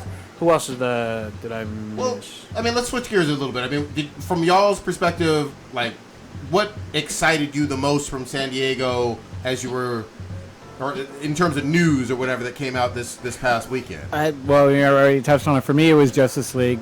Mr. X brought it up before. I was really, really excited to see Justice League. And, I mean, I'm more of a Marvel guy, but Justice League had me pretty hyped. All right. Kronos? Yeah, Justice League was pretty good. I just hope they don't fuck it up with a bad editor again. Because, I mean, Batman vs. Superman was plagued by a bad editor. Did you watch? Oh, sorry. Go ahead. You're probably going to ask me the Ultimate version? Yeah. Yes, I did watch it. Oh, okay. And it made way more sense to both me and K-Mac. Yeah. Especially for her, because there was stuff that I understood, like the whole Flash going through the whole dimensional thing. She was like, what the fuck is this shit? Which they still didn't explain. But, I mean, there's a lot of stuff that made way more sense, like the woman that was in Africa that said that like the whole village got killed. Yeah. In the movie, that made no sense. I was like, because first of all, How did she fucking they got shot. So how the fuck was that Superman? And then they show how they got burned. I was Oh, like, yeah. okay, well you can probably tell it was from a fire, not from a fucking laser, right? But anyway, I'll let that go. But then it just delved more into like how they set him up. Yeah. Which made more sense, like way more sense in the whole Yeah. movie. So and there was other things too that made way more sense. It just flowed way better. Yeah. And rather than feel all choppy, like scene to scene to scene to scene. Yeah. Like yeah. it was like the glue that put all the pieces together, and they decided just to cut all that out and just. And it was Better about, than what, production. It just 30 felt like they minutes cut out longer? the first minute and the last minute of every scene. Yeah. Yeah, It's so like this isn't important, but it is. So if y'all watched Batman vs Superman, and you either didn't like it or you did like it, go and buy the Ultimate Edition because it's way better. If you didn't like it, it's gonna make you like it a little bit more. And if you liked it already, you're gonna fucking love it. Yeah. The edition I brought, it comes with the original copy and the ultimate copy, so you can actually compare the two. Actually, you know, it'd be cool what you did. What would be cool that you did is if you got it out through a GameFly. Oh, you mother. Look at that. Slipping that finger underneath the skirt. Yeah. No, I'm a huge Batman and Superman fan, and I saw the movie in the theater and I hated it. I'm sorry, I watched it and I felt like I didn't hate it per se, but I disliked it a lot and it didn't flow for me. Yeah. It felt like it was almost a waste of time to go see it in the theater once you watch DVD. Oh, It was real fucked up. Like even, you know what's funny? When I first started watching it, I was like, did they change the scene where they was driving a goddamn Jeep Renegade? 'Cause I was like, this is bullshit. But they didn't change it. Because it wasn't trail rated. It's not trail rated, goddamn it. It's a fucking bullshit car. That's my favorite insight from that movie. You're ever a had. fucking billionaire. And you're driving around a Jeep Renegade. It's like, what the fuck? You just took a helicopter Yeah. and you jumped in the shittiest base Jeep edition. that Jeep makes. With roll down windows. Yeah, I'm like, god damn. Let me ask a question because I haven't seen the Ultimate Edition. Real quick though, what's your new rating for all three of you that have seen it? Because we rated it months ago, Has that changed? Yeah, Yeah. I 1 will, to 10. I'll give it a 7.6 now. Okay. Yeah. 7.6. I would say that, but I do like a 7.6, 7.8. Yeah, I'd go about 7 or 8%. Yeah. Yeah. I mean, Okay. So it jumped. It seems like a point at least. a couple points for me. Yeah. I mean, It also tied in like why Batman hated Superman, why Superman hated Batman. They also explained that shit too. Yeah. Which they didn't do in the movie. Like they talked about how like it's not just Superman was branding people. Like once people went to jail, people were being fucking murdered and stuff like that. Like he was purposely branding them because he know that when they go to jail that they will be murdered for being fucking. Which was traitors still and shit. weird to me because, like, it's funny. Interesting. The first time that my daughter saw it was when we watched Ultimate Edition, and she was like, "Daddy, why is Batman killing people?" And I was like, "That's a good question." Yeah. That's one thing. they don't Serial explain. killer Batman. All right, so that's awesome that it jumped a point. Yeah. You know? Good shit. Hilarious. Do you want to talk about the last panel that you managed, Scream Queens? You know, I'm just Real quick. Yeah, real quick. I'm just gonna say that I didn't watch a single bit of Scream Queens.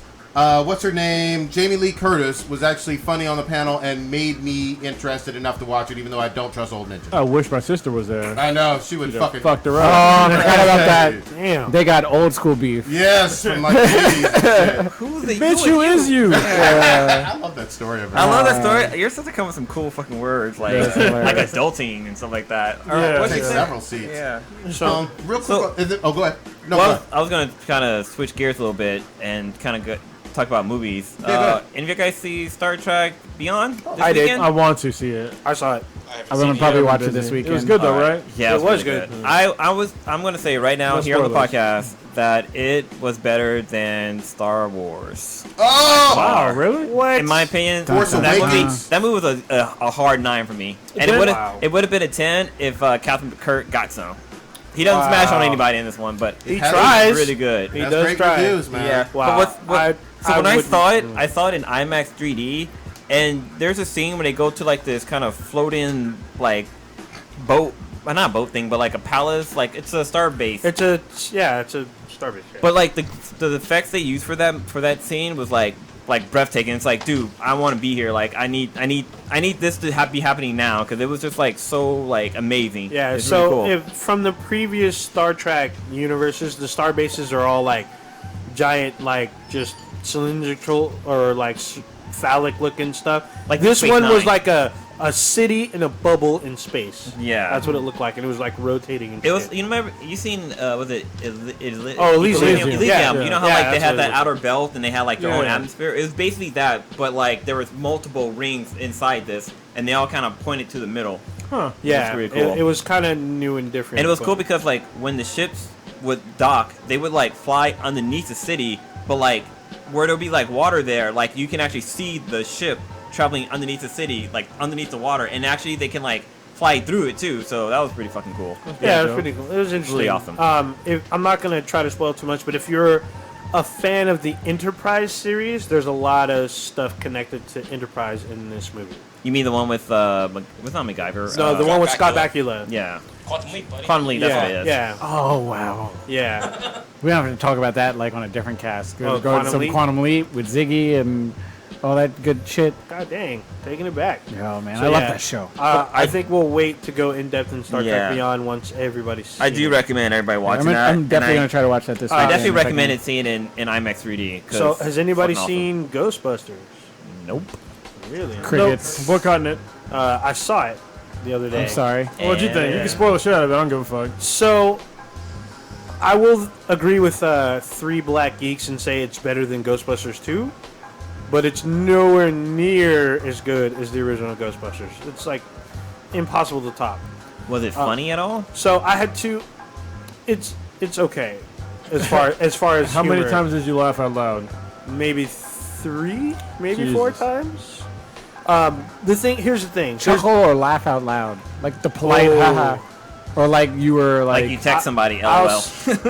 I'll say chuckled 3 times and laughed once. Okay. Just want to get clarification. Yeah, that's actually really good clarification. The reason I you didn't laughed think of it once that was way. any scenes with the actual main characters Yeah. in it. Yes, yes. So the original cast that's alive, with the exception of Rick Moranis, is in the movie. I did hear that. So everybody's in it, and then they played tribute to Harold Ramis because he passed away about a year ago. they show a bust of him in the movie. Damn. There's 2 issues I have with the fucking movie. One is the way that the whole government was involved with the whole thing. Like, so there's a scene where the mayor tells the Ghostbusters to stop doing what they're doing, and that the government already knows about paranormal activity, and that they shouldn't do this, and they'll take over from here. So there's 2 fucking dudes in that scene that are wearing all black, and they hint at supernatural activity, aliens, and other strange phenomenon. And the very first fucking thing Black. that popped in my mind was fucking Men in Black. Sony owns the rights to Men in Black and the fucking Ghostbusters. And in my mind, Was it a black guy and a white guy? yes, yes, it was. In fact, it's the black dude from The Wire. And No, who? fuck. Is that Idris Elba? Yeah, there's 50 black guys. I'm about to say the Wire's all black, except for like McNulty. He's Which season? And yeah, he's like the informant dude. I haven't really seen him. I've seen- Maybe I don't know. I don't know. I'll get his name in a second. But Can't even see. Oh, yeah, I think it cut off my mic.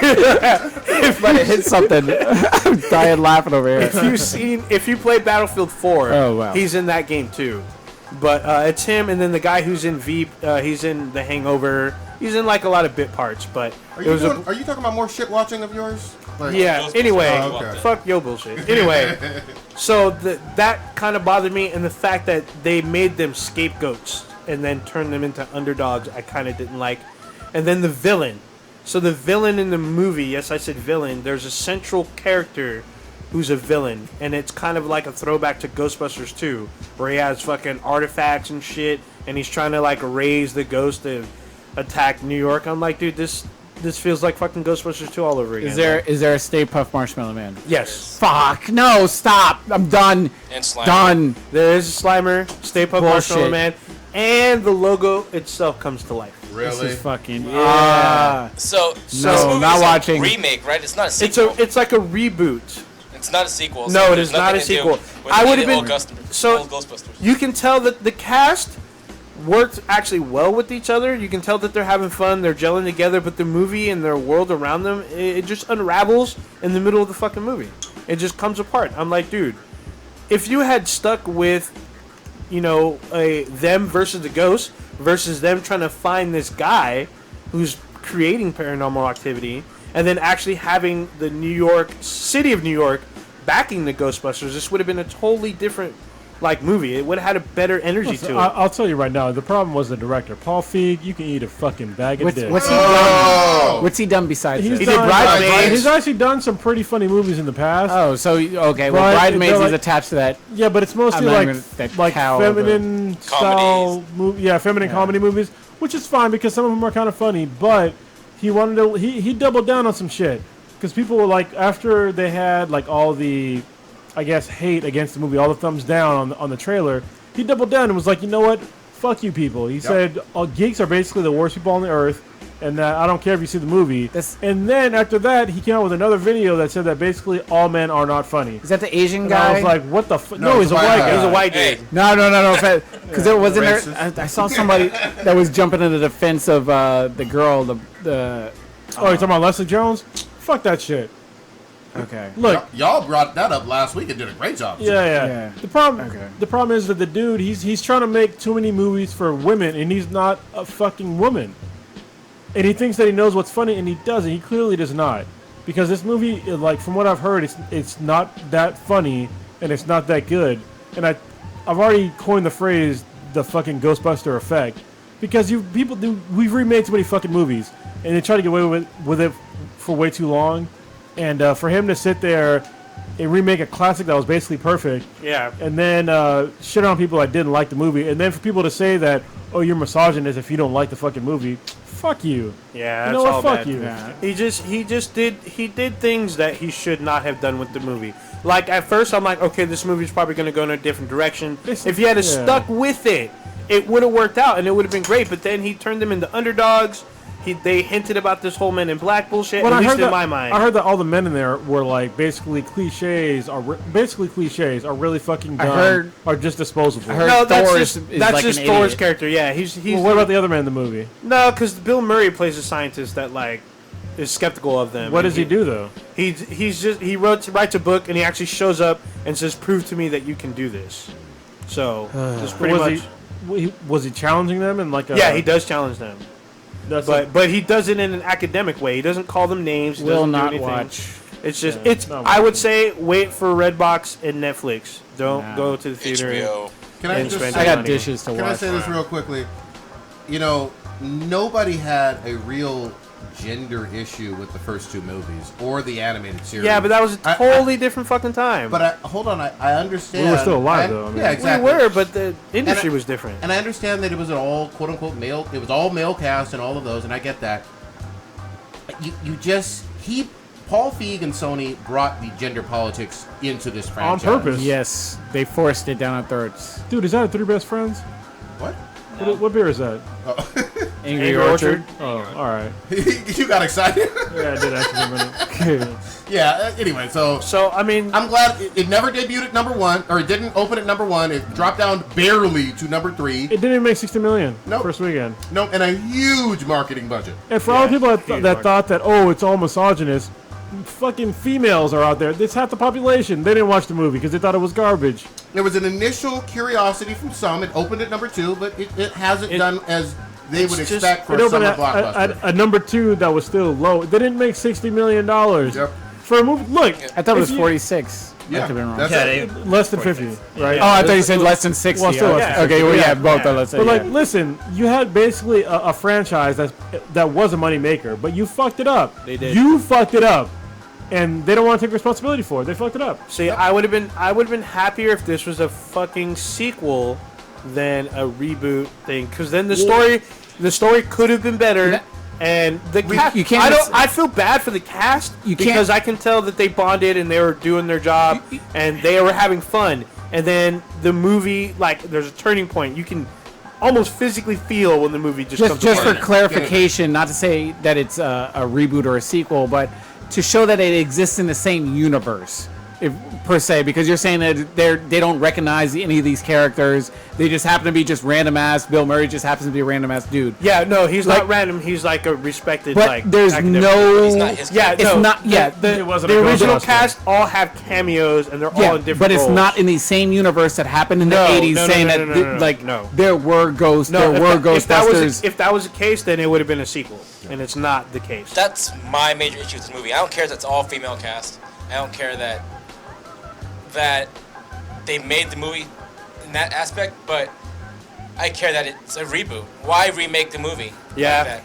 yeah, If it was a sequel and, like, you know, it's now the Ghostbusters team is now all female and basically they brought Bill Murray back or someone back to, you know, help him out. See, I would have been more on board with that. Ghostbusters, I would have or been on how, board with you that. know, yeah. they're all retired and now they're I would have been Not more enough on should've board been. with that. Yeah, not to even compare them in the same way at all, because I mean they're still different, but in sort of the way they're similar in terms of being classic. Let's say Jurassic Park, for example.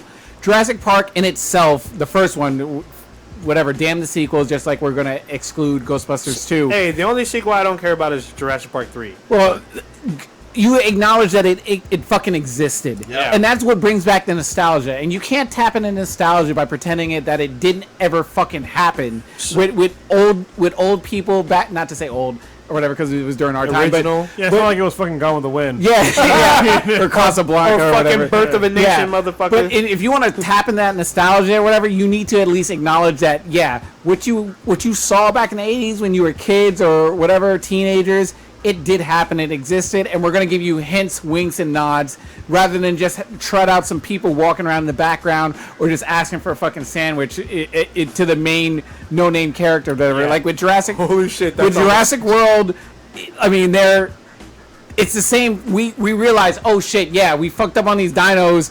multiple times again. We had T-Rexes running loose in San Diego, but hey, we're gonna do it again. Yeah. You know what's what? hilarious? You just laugh and giggle about it, and you're here for it because you know what? I remember when it happened the first time. I'm here for it. I'm enjoying my popcorn, even though it's stupid that for the goddamn sixth time we're gonna clone a motherfucking T-Rex, except add some more DNA to the motherfucking shit. You know, it's funny. I still haven't watched that movie because of the bet that we had. I saw You it. gotta give in. I watched Star Wars. He just like did. Yeah. Yeah, don't just watch so it you either. can You see- had no so choice, that's Rock. hella You had funny no that- choice. It's hella funny that Stitch mentioned that because some of the cameos are almost like they're like, "Hey, can I get a sandwich?" It's almost verbatim. That's I almost. haven't seen it. Dan Aykroyd's cameo is almost like that, but it's different. He's a cab driver, but I could have sworn he might as well say, "Can I get a sandwich?" Yeah. Why would you bring the original cast back and not make him relevant? Yeah. Yeah, it's see, fucking dumb. I think the reason why Star Wars: The Force Awakens and Jurassic World worked is because they continued from their legacy. because they're sequels. sequels. Well, yeah, they were sequels, but they Ghostbusters acknowledged their Y'all- past and tried to are we move talking on with about? new shit. Y'all are forgetting that Sony and Paul Feig waffled for months, if not more than a year, about the reboot versus Sequel. Yeah. They didn't know how to answer the simple fucking question, which is, what is this movie? Well, I knew for like over a decade they were trying to get a sequel to do Ghostbusters Well, yeah, 3. everybody knew and that. it was hard because like Bill Murray was in, sometimes he was out, and then No, Harold that Ramis and motherfucker shit. was almost always out. Yeah, think but they all he love almost each came. He's in the fucking movie now. Yeah, but So, I mean, in terms of yeah. all those rumors and whatnot, Yeah. all throughout the 90s, early 2000s, he was Yeah. almost always like, no, fuck y'all, we had our day in the 80s. Bill Peace out. Murray's not really I mean, not to say he's not on relevant. his dare deathbed you. or whatever. Yeah, how dare you? He's sort of old as hell right now. He is old, but So he's still it- doing his thing. He's doing his thing, but it's not like I don't know how much per se energy he has to show up on set day after day after day after day for months. He's got his Yeah. own kind of. Clint Eastwood. He's got his own kind of like thing now, though, as far as comedies and dark comedies and stuff. Like Yeah. that now. I don't think he wants to go back and do that. Yeah, plus at Having his some age, you punk ass can't- director tell him no, do it again. Yeah, Like, well, get not the fuck only out that, of my face. he's old as fuck. He can't be doing like fucking action scenes Yeah. and shit running around. Like it'll be unbelievable to think some 67-year-old dude's running around fucking chasing ghosts. Yeah. Like, Like, That's they why, should've- that's why I almost said, I like the idea if they brought another movie in that was a sequel Yeah. where Yeah. these guys are retired or helping them out. Or, Yeah, they you know. should have Yeah. done Yeah. like what I they would've- did in. they They could've feel been like they're on my board. granddaughters. For No, fuck's wait. sake. I wouldn't not even- even that. They should have went the same route that they did with Tron Legends. Like, they brought in the original fucking cast and they just made it seem like, okay, they had a backstory, like, this is why there hasn't been anything happen between his period, because he's been stuck in fucking Tron. He hasn't came out until his fucking son comes around. They should have did some shit like that. They could just like Mr. X was saying, they could have done that too. They're retired, chilling. Shit happens. kids, they yeah. gotta train Yeah. like a new set. It could have been It could have been all daughters of It could the have been crew, daughters, and that would have worked. It much could have been better. daughters. It Because could have been They strangers. struggled to answer that question, too. There were two questions. Is this a reboot? Is this a sequel? They couldn't answer that for months. And then the second one is, why do we have an all-female cast? Are they daughters? Are they related to the original? They fucking wet the bed with that question and didn't know how to answer it. And then the movie answers with a big fat no. No. Yeah, I know, but they didn't. When you're trying to sell me on a movie, you need to be able to answer some basic questions if it's a franchise. If they had tapped into the legacy of Ghostbusters, I think this would have been a differently written and a much better movie. Can I ask a quick question? We did have an Ask B than BTI. We did. Oh, Y'all, get to it. y'all want to get it? Yeah, let's sure. get on it. Well, we want to wait till Crohn's come back in here? Well, we just save him for last. We and still then- need Okay. to. I mean, there's still stuff about Comic-Con we need to go through. But real quick, games. so Dirty Stu asks, what is our favorite anime / hentai? Slash hentai. Yeah, Blue, you want to start on that? Oh man. Favorite anime at this point in Where you time. going, Mr. X? Damn. Is it that bad? All right, go ahead. Damn, I didn't even know this question was coming. Pass me for now. Let me think this one out. All right, I know. There's a lot. Man, Stitch got Prodigy shit. couldn't. I can. I just need some clarification on anime hentai. Oh shit. Okay, is Boondocks is what? Boondocks is a cartoon technically. Okay, what is Alpha So Samurai? technically, Assassination Classroom is what? Anime. Anime.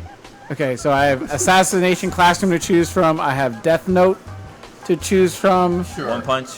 and One Punch Man, right? What the fuck are you guys talking about? And Dirty Stu asked a question on Ask B the BTI about what are our favorite anime / hentai. What about Afro Samurai? That's the anime. Yes, I'll You'll put allow that. it? It's American anime. You'll allow it, all right. I'll allow Okay. it, yeah. I'll lean towards Afro. Yeah, it's Afro, and then it's a neck and neck race with Death Note, and oh man, Dragon roll. it's Sashimi. it's tough because I really enjoyed oh man, because Death Note was so fucking fascinating for me, in terms of how the story was. One Punch Man was really cool. It was pure comedy and everything, but I still put it behind.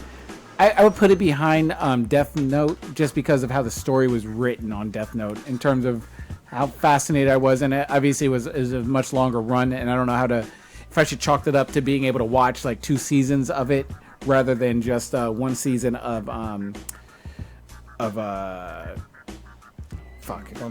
Punch Man. But I really enjoyed Assassination Classroom. It was pure comedy, but they're all sort of different things. So I'll just go with Afro Samurai. See, I'm wondering if the question is just pure, not pure hentai, but like an anime that included like hypersexuality versus full-on hentai.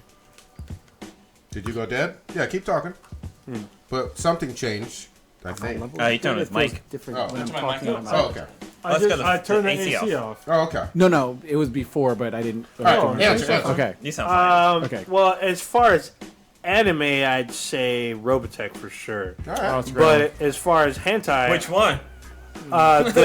Which Robotech? There's like 18 of them. I guess that's true. But I would say the first one, the Macross Saga, is probably one of my favorite because I think they had the best. I didn't like the fucking Robotech Masters because I thought that was a stupid storyline. And then the Invid Invasion, I like that one a lot. And then, I mean, I think the Macross is probably the most popular because they keep going back to that shit. And then as far as hentai, Urosuki Doji, that shit fucked it up. I mean, you can't top the Death Race Machine. That just fucks up That's a your whole Tuesday mindset. for you. It was Wednesday, really, but still. Kronos, what you got? For me, for anime, I think Samurai Champloo is one of the greatest animes of all time. Shinichiro Watanabe is one of the greatest anime directors of all time. I mean, it's either that or Cowboy Bebop. I mean, it's both by the same director, and they're both awesome. And for a hentai, it'd have to be a Love Blue Girl. Oh, I knew you were going there. Yeah, Them tentacles, though. Yeah, see, La Blue Girl, I saw out of order, so it fucked me up. I'm The like, order what don't the matter. fuck is going on? Yeah, it's all going inside. Yeah, I'm going to real quick jump in and say, for me, I'm going to go with High School of the Dead for my anime. that's that a good was one. fucking That's a good one. amazing. Damn it. And then I'm going to go with Wicked City for my goddamn hentai, because that did have tentacles and a pussy that shot spiderweb shit. God damn. I'm gonna say one of my favorite animes is Queen's Blade. Oh, yeah, Queen's Blade. I mean, it's damn near hentai, but not really. There's no It's ecchi. real. Yeah, there's a gray line, and they fucking just walk on that bad boy. But for my hentai, I'm gonna say there's an anime called Golden Boy, and it's a 5-parter, and it's basically about this kid trying to fuck chicks, but he doesn't score, but he ends up like being able to fuck him at the end, but it just doesn't fucking happen. Which is it's a funny story. You definitely gotta watch it. Like there's one scene where a chick, she's like, "I'll let you fuck me if you beat me in a race," and she was on a Porsche and he was on a bike, and he fucking beats her. It was a downhill race, and he fucking beats her to the finish line, but he couldn't stop. Like he couldn't stop the bike, and you end up not being able to fuck her. That sounds like old Ninja's life. Sometimes I can't stop. So, before we transition to a different topic, I just want to ask. We gotta ask. Mr. Oh, my bad. I thought. My bad. Anime hentai. You guys are gonna hate me because I don't really watch anime, or so you're gonna hate me. What the fuck? How dare you. Animation. What's your favorite animated anything? Series, movies. He's gonna say Family Guy watch. No. He's not. Old school. RoboCop, not RoboCop. Princess Mononoke, Spirited Away. What's it? What? Well, there's animation in general. Ghost in the American Shell. animation, we'll leave it for you. You ever seen Ghost in the Shell? No, Long what, Teen time Titans ago. Go. American animation. He hasn't watched anime. Well, as far as American animation, the only animation I really even watch now are any of those DC movies. You know? What about? Okay. Did you What's like? your favorite? Did you like Generation 1 of Transformers? Like old school Transformers? Oh yeah, That old was school. Batman Original cartoons, Transformers, the real X-Men. G.I. Joe. Growing up, I grew up with like Ninja Turtles and He-Man. Sorry, I know. You guys talked about it last week. I know. Yeah. Go back and watch He-Man again, man. He-Man. I do. It's a wonder you're not new Master Universe episode that came out at Comic-Con? Anyone see that? Wait, what? Oh, I'm no, sorry. I What? didn't see that. I Came missed the out with a question. new Master Universe episode at Comic-Con. Oh, yeah. I missed it. I know that there's a comic coming out with. And it was Thundercats. hilarious Yeah. because they made it like super cheesy. Oh, they did? Because just, it's funny. I know that they're trying to get another reboot of Masters of the Universe. Yeah. Movie, so- yeah, yeah, I heard the that they're movie. trying to do that. So, But no, it's funny. The first movie after the credits, like Skeletor's alive, and it's Yeah. like there should be another movie, but there was never. No. one. But that movie was not really Master Universe. I mean, it was weird.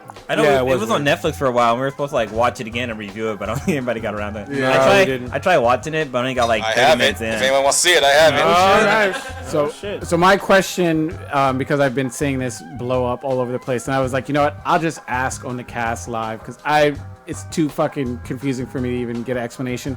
What is dicks out for Harambe? I know Harambe, but I was like, I don't even know. I was like, I don't my even God. know what Prodigy's fucking on, but Oh he's my God. going bananas on this shit. I was Okay. like, I'll just wait and get an explanation. So try spending 8 hours in a car with this fool yelling out dicks out for Harambe all through fucking Comic-Con. It's like Oh, but you ain't about that dicks out for Harambe though. I'm like, I need Okay. explanation. you're paying homage to Harambe There because you some go. By fucking pulling your asshole, dick out? Yeah, get Yes, some asshole that's fucking exactly what it shot is. that's literally what it There's like an animal, quote unquote animal, like rights side of it. But basically, all I saw was Danny Trejo in a quick YouTube video saying "dicks out for Harambe," and I was like, "I'm sold." Yeah, he literally Hashtag was. "dicks out for Harambe." All fucking Comic-Con. We'd go to like, the public bathrooms or whatever, and be like, "Dicks out for Harambe," and Yeah. everybody'd be scared and Yeah, whatnot, and then they'd be we- like, "All right." Oh my God! Wednesday night all the way to fucking Sunday morning was dicks out for Harambe. I'm like, can you shut But the did fuck you up, whip out the Ivan? dick? Of course I did for Harambe in tribute. Oh You know my what's funny God. though? Last year when you guys went to Comic-Con, you guys came back with the whole Queen of Spades thing. Yeah. Yes, Now I you was guys totally come back thinking about with that fucking too. dicks for Harambe. Now it's dicks out for It's the Harambe. next time you guys go, it's gonna be like some butthole stuff. Then It might be. You never We're- know. We are all gonna go next year. Here. We Yeah. gonna I go actually with said, press I told myself I need to go next year. So Yeah, it's so gonna we're be gonna make crazy. this happen. So, getting back to Comic-Con, we should talk about gaming because we got some gaming going on. Real at quick. I mean, go ahead. Yeah, real quick because Yeah. there's one shit we got to talk about. So, talk about what you went through real quick. I was just gonna say I played Gears of War 4 and it played amazingly. Played amazingly well. amazingly slow. No. Well, I Like mean, you yes. wore a big ass linebacker. Oh, You still have that aspect of it. I mean, that's never gonna go away. But it was fun to play. I enjoyed a lot of it. so I played Battlefield 1 on the PC, and it was like weird coming from a console, but it looked cool. I also played Recore, which is an Xbox One exclusive. It's actually really cool. It's a third-person single-player game. So hold on, for those that didn't know, Recore is actually made by some of the same people that made Metroid Prime Oh wow. on the Nintendo Wii. No, the Nintendo GameCube. Yeah, so it was actually really fun. I'm looking forward to that one. I got a chance to play Titanfall 2. wait, I got a question for you. Did you get to play fucking American Horror Story VR? Yes, I did. How was that? That was if you're if you're afraid of clowns, do not do that shit because that will fuck you up. Prodigy. Yeah, no. So we were supposed to do it Birthday. together. I think Prodigy had inside information and did not fucking go, but I went. So the way they did it is it had like this little slab, it looked like a fucking lab. Table, right? Yeah, it's like a table or a lab, and they put a sheet over you. And when you put the goggles on, then you see what's supposed to be your legs underneath the sheet. That's pretty cool. And then it did different like scenes or themes from each season. So the first season, like you're in the murder house or whatever, and then like the nun from season 2 comes out with the black eyes and shit, and then like she puts you in a slab and pulls you out, and then you get risen up on like a cross or whatever, and then you see 3 like seemingly witches, and they set you on fire, and then like you get dropped into this like basement where there's a fucking clown in the shadows, and he like tries to like make you laugh with shit, and he gets mad and starts throwing shit at you, and the Damn. last thing he throws is a fucking knife, which sets you down, and then you end up in the hotel, and then they drop you in the elevator shaft, and they drop an elevator on you. You got a shaft dropped on you. Yeah, pretty much. And that was the end. It's about 8 to 10 minutes long. It's still pretty freaky, but if you have a fear of clowns, you would probably die. Or being set on fire, because that sounds kind of scary. Yeah, setting on fire is kind of weird too. But what else did I play? Titanfall 2, and then I played a indie game called Everspace, which was kind of like No Man's Sky and Elite Dangerous a little bit. All right. So yeah. Kronos, I know you've been waiting patiently. Well, there's a whole other We side have of to this make a podcast. transition. Yeah, we got to Right. transition to some basically just bullshit into something serious. It's the real world. The reason why Mr. X wanted to come on today was to talk about some blank Lives Matter stuff. So, Mr. X, I'll let you lead this discussion on what you want to talk about. I didn't really want to come on and just talk about Black Lives Matter. I just wanted to come Well, on that's all we talked about in bullshit for a while. and get an aspect on, because I heard you guys talking about just Black Lives Matter and all the killings that are going on by the police or even cops getting killed. So I just wanted to I don't know really how to lead this per se, but just talk about your perspective versus my perspective. Give yours. Well, I mean, as far as what though? As far as what aspect you want? Well, to start I guess to So- sort of set the table slightly, you have experience from knowledge on law enforcement and everything, and I guess obviously we're after all black. I didn't want to say African American. So black. Yeah, but offending. obviously this is a situation that seems to be the forefront of news and everything, and you also have a different point of view of things, being familiar with law enforcement in certain aspects, as am I in certain ways. So I guess from your view of things and everything, we welcomed you, and I was really excited to hear you wanting to come on this cast and give your point of view of things, because not always everyone gets to hear both sides of the story. Not to say that you're against what they're saying, but just to hear a different viewpoint on how things are portrayed, and especially in terms of how law enforcement has been given a sort of rap in terms of sort of I don't know if I want to say mainstream media, because it depends on where you listen to, but in terms of It is mainstream major media, yeah. major media outlets, in terms of how they are villainizing police officers and everything. My biggest issue is the way this thing is turning out against basically the race, as far as blacks versus cops, and it's if you think about it, there's no way to win. If you go blacks versus cops, there's no way to win this fight, because it's just going to start a whole hate war, and it's going to keep going. Yeah. And more people are going to get hurt, and more people are going to get killed. And I hate that to see where that goes if this continues, because what you're doing is you're teaching your young kids, whether they're black or not, to hate cops. Yeah. People are now going to fear cops rather than try to trust and respect cops, because I was growing up to respect cops. I was brought up to go to cops for help if I need someone to help me with something, whether it's a lost child, or I'm hurt, or I'm being victimized, or I'm being hurt in some way, to turn to the police. But now it's turning into a race war in both aspects. If you want to turn law enforcement into a race, it's them versus the blacks. Everybody else. Yeah, them versus And us then per with se, that, or now whatever. with that it's steaming out to not just the blacks. More people are jumping onto it and hating cops, and even like Hillary Clinton was saying negative stuff about cops. What do you think? I mean, obviously there's no real, I guess, answer to it. But what are some ideas that you think would maybe be a productive solution to coming to, I guess, a productive discussion and not to say a solution. I don't know if there's something that you can ever say is a solution to just make everything a perfect utopia.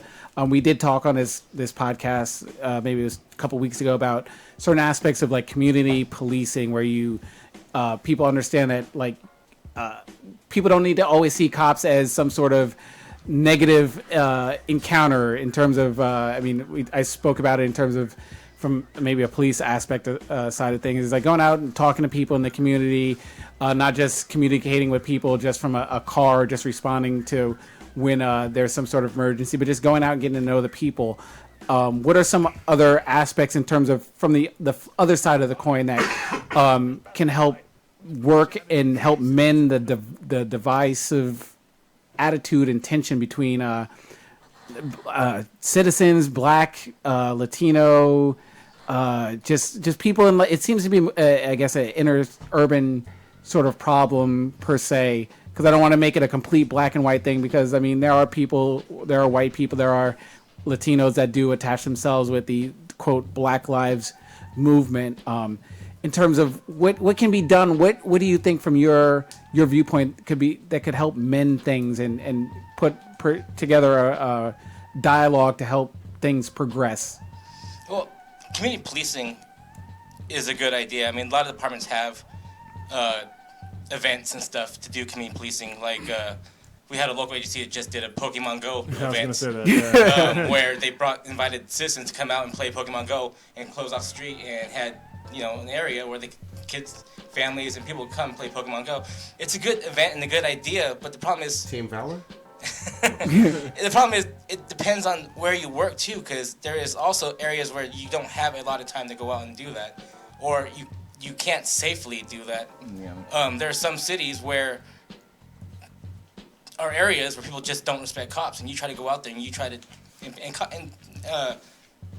cops try to go out there and socialize with people, but people don't always welcome them with open arms. Yeah, I know recently, I can't remember, I think it might have been in Oakland or Richmond, where the police officer did a barbecue, and there was one black lady who was like, she said something like, I eat pig, I don't hang out with them, something like that. I eat pig, I don't eat with them, or whatever. It's ridiculous, because, I mean, you should always be open to dialogue and discussion.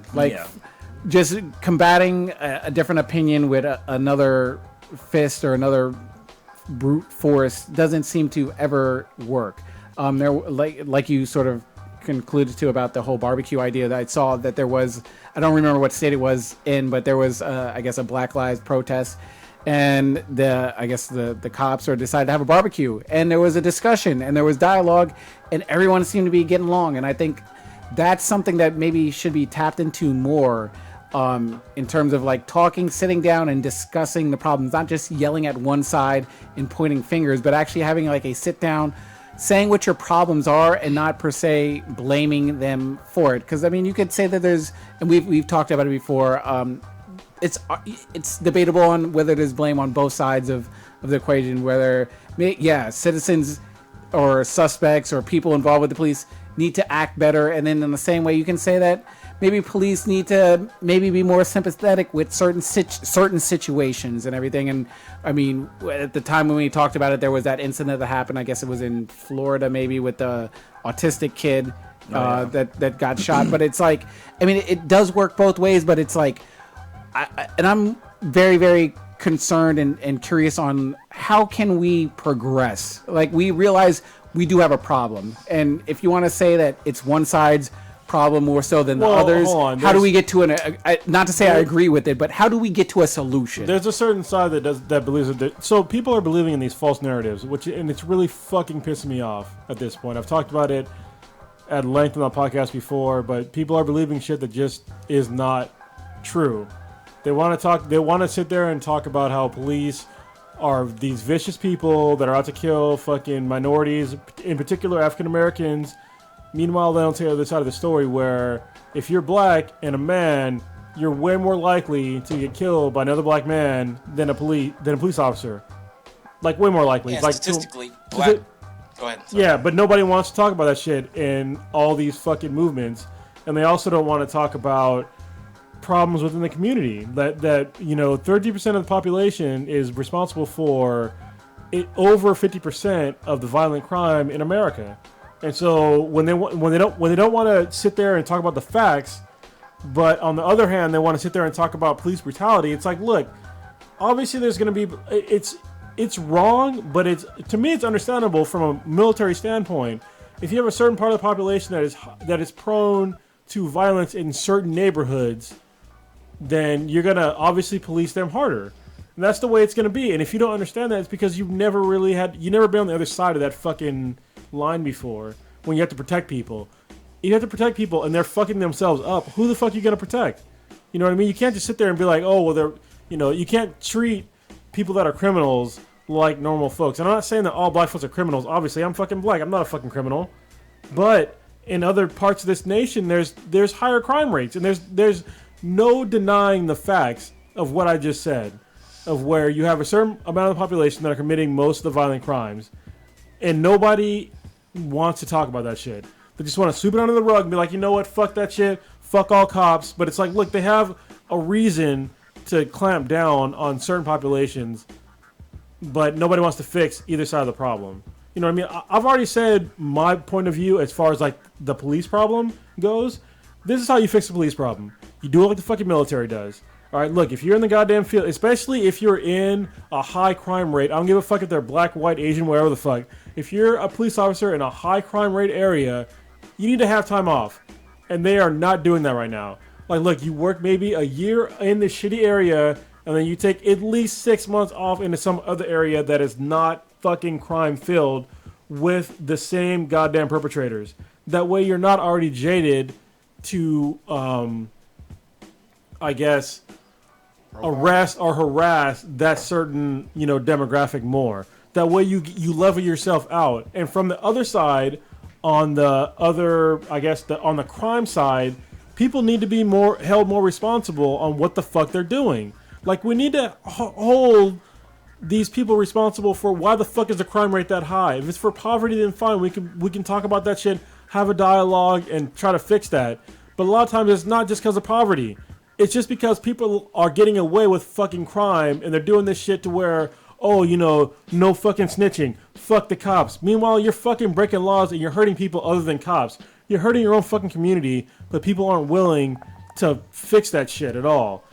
Okay. Mr. X, go ahead. I'm sorry. I want to hear this. Kind of went off. I agree with a lot of stuff that Crohn's is saying, but let me start by saying my biggest issue and my biggest concern is the media.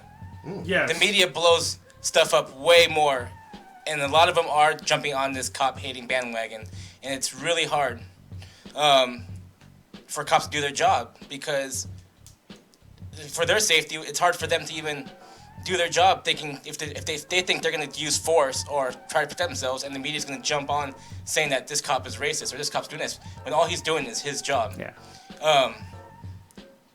What media's doing, media's getting a 20-second cell phone video that comes, 3 minutes or 4 minutes into a call and ends, right when someone gets killed, and they're jumping in and saying those cops are racist. Yeah. Why is it automatically jumping in, this cop's racist because it's a white cop killing a black man? How is he automatically racist? Yeah. We don't know anything about this guy. We talked about that during the whole Baton Rouge thing, where when we first saw it, we were like, all we saw was what happened when they were tussling. We didn't see what the officer went to, what was being told to the officer before he arrived on scene, the interaction, and all we saw was that, and people are like, he murdered him. Like, whoa. All we saw was a 30-second not to say Instagram clip, but a 30-second Instagram clip of what could have been a 5-minute long encounter, discussion, and whatever got to that point, and people are just taking that teaser trailer and coming to a conclusion of an entire encounter. Yeah, Prodigy, go ahead. Yeah, so my question is,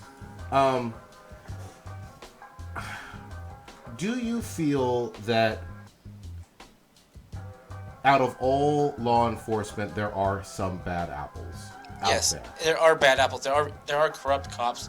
There are corruption anywhere you go. Yeah. There's corrupt politicians. There's corrupt celebrities. Anywhere you go, there's going to be corruption. You can't necessarily stop that, but you can't also judge a whole department or a whole law enforcement by a couple of bad apples. Are there racist cops out there? Yeah, there probably are. But not all cops are racist. Not all white cops are racist. And that Alton Sterling thing is, as soon as that video came out, these cops were automatically racist. But the problem is, the original call came out as a man with a gun selling CDs in front of a liquor store. He brandished a weapon to somebody, so they called the cops. The cops showed up. They got an altercation. They ended up tasing the guy. Taser didn't work, so they tackled the guy. They already knew in their head that this guy most likely has a gun somewhere on him. Which he did. And which the media does not want. They don't. And that's the problem. It originally came out, last year, cops are shooting unarmed black men. Well, this man was not unarmed. Right. He had a gun. That's true. And if it came down to me or that guy, and I thought that guy was going to kill me, I am going to kill that guy first. Yeah. And can you shoot a gun from your pocket? Loose basketball shorts. You can't shoot a gun from even though it's inside your pocket. All you gotta do is put your hand over that trigger and pull that trigger. And I think I want. I mean, obviously, we know based on the circle of friends that we hang out with and everything. There's no such thing as warning shots and stuff when you're encountering. No. Yeah, you don't. People ask, "Oh, why didn't the cop shoot him in the leg?" Like it doesn't work like that. Well, That's not. There's 2 points to that fucking thing, right? First, you have to be very accurate to shoot somebody in the leg, and second of all, if you shoot him in the leg, he'll probably fucking die anyway. Yeah. If you shoot him in the femoral artery, they're gonna die almost as fast as when you shot him in the fucking heart. Well, people think that that cops can shoot guns out of people's hands. Yeah. Shoot moving cars. As, just shoot the tires out. We watch movies and entertainment. It's entertainment. Yeah. It's not real. Cops aren't going to shoot guns at people's hands. Cops aren't trained to shoot cars, tires as they're driving off. Cops are trained to shoot, to kill, to protect their lives or the lives of others. Yeah. And I hear you on all of that completely, and I want to be very clear that I respect law enforcement, military, and all of that completely. Not disrespecting anything that you do. The reason why I asked about the fact whether or not you believe that there are some bad apples out there is because there are times when I hear basically a protection behind the shield of Blue line of silence, as it's sort of called, or blue wall of silence. Yeah, that there is never a circumstance to a certain extent that a cop has ever done anything wrong, and I know that I don't think that that's true. I believe that some issues can get de-escalated. I don't think that all cops are bad or anything like that, but truth be told, there have been bad apples, and there have been incidences of even convictions. Oakland with the Johannes Meserly or whatever was one of the most egregious. Yeah, one of the most egregious examples. I'm just saying in terms of someone getting killed. Well, yeah. Those things do happen, and that's with the size of our country, 300 million people. Some mistakes are going to happen.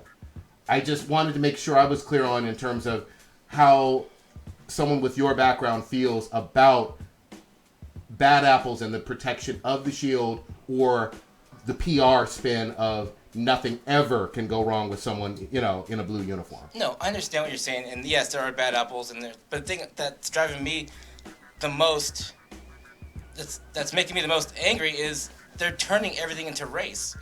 Why is it that that cops are automatically racist because another black man got killed? There are white people that get killed all the time. There's Hispanics that get killed all the time. There's way more white people that get killed by cops than black people. And there's also more, percentage-wise, chance of a cop getting killed by a black man than there is by a black man killing a cop. But that's percentage versus percentage. But the thing is, why is it automatically a race thing? These men don't go, or I want to say, majority of these men don't go becoming a cop because they're racist and want to kill a black man. They go, to protect the people. I want to believe that cops or people become cops because they want to do good and they want to protect citizens, right?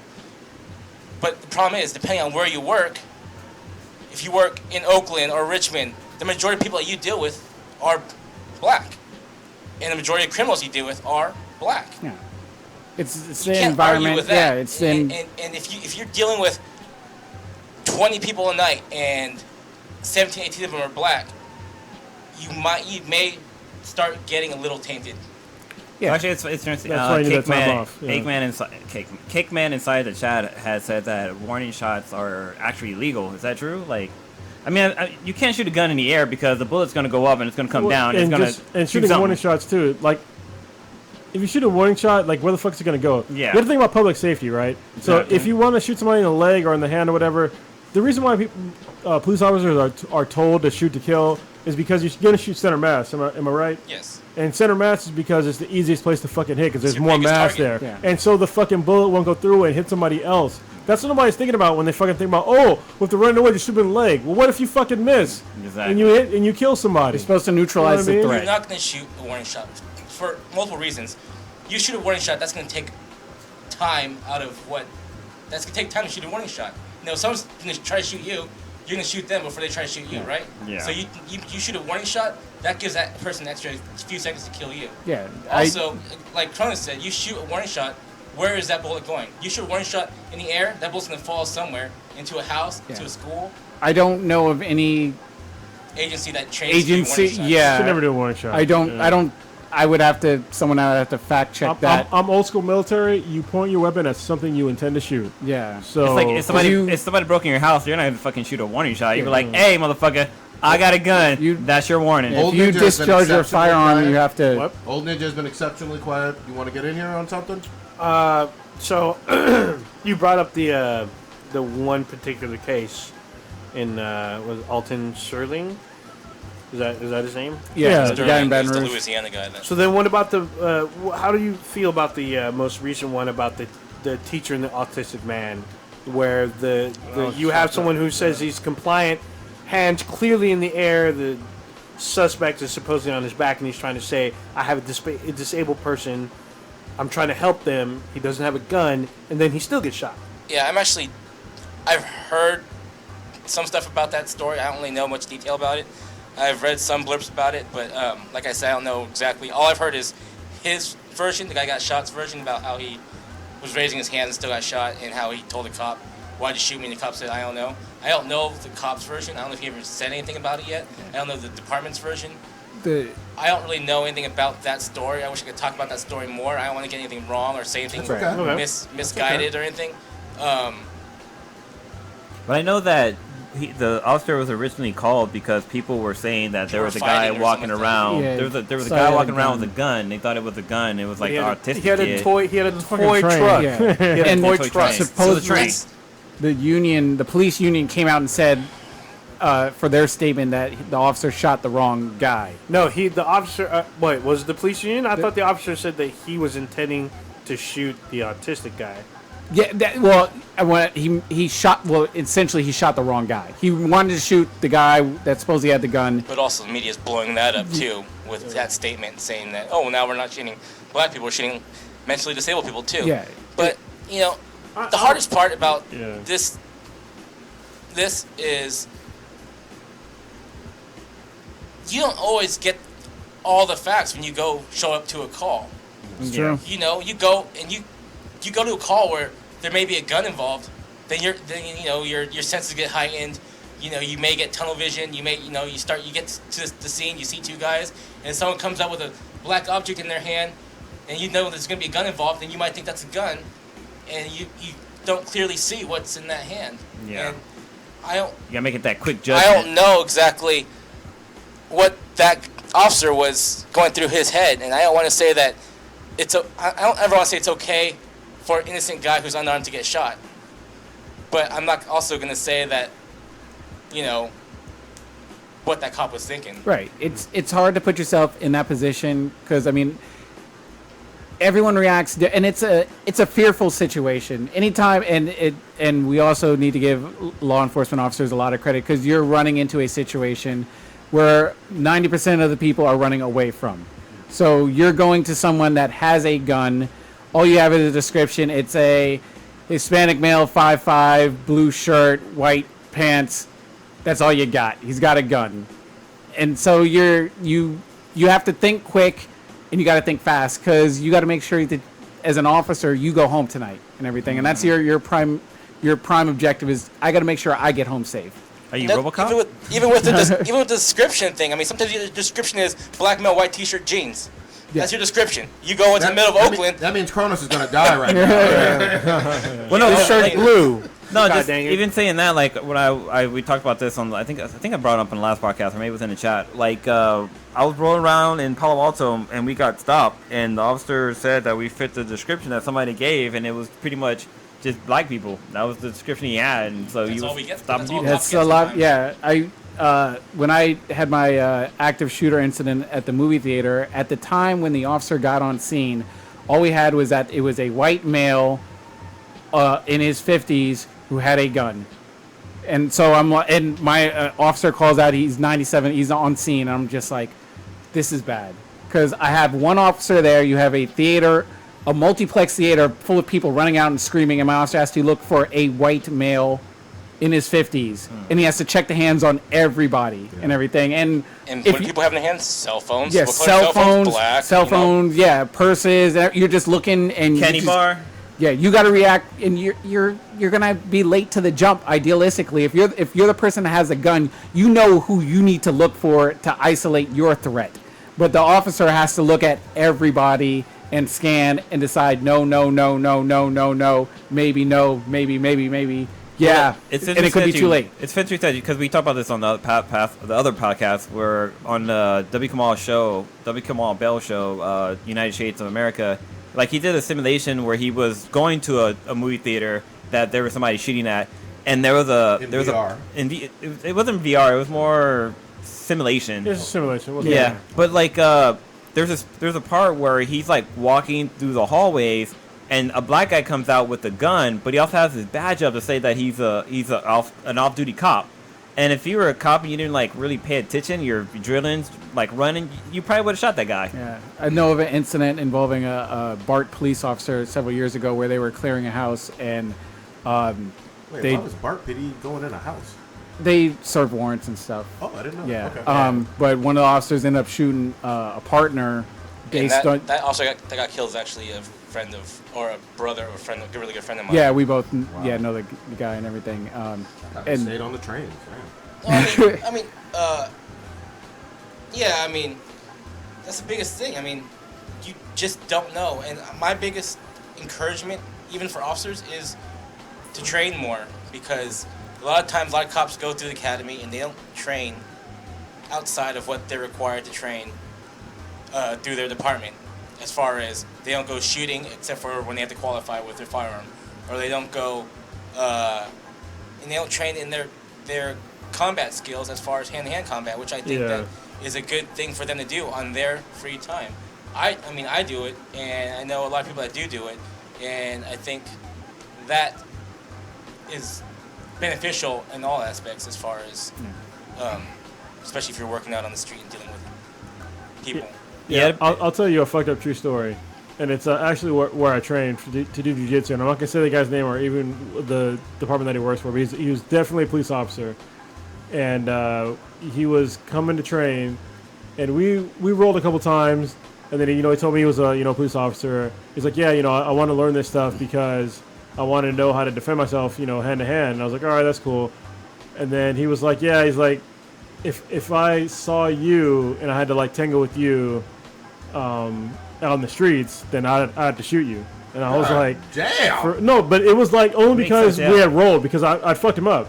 Because like there was no way the guy was gonna beat me in hand-to-hand combat. Okay. So he would like have to shoot me.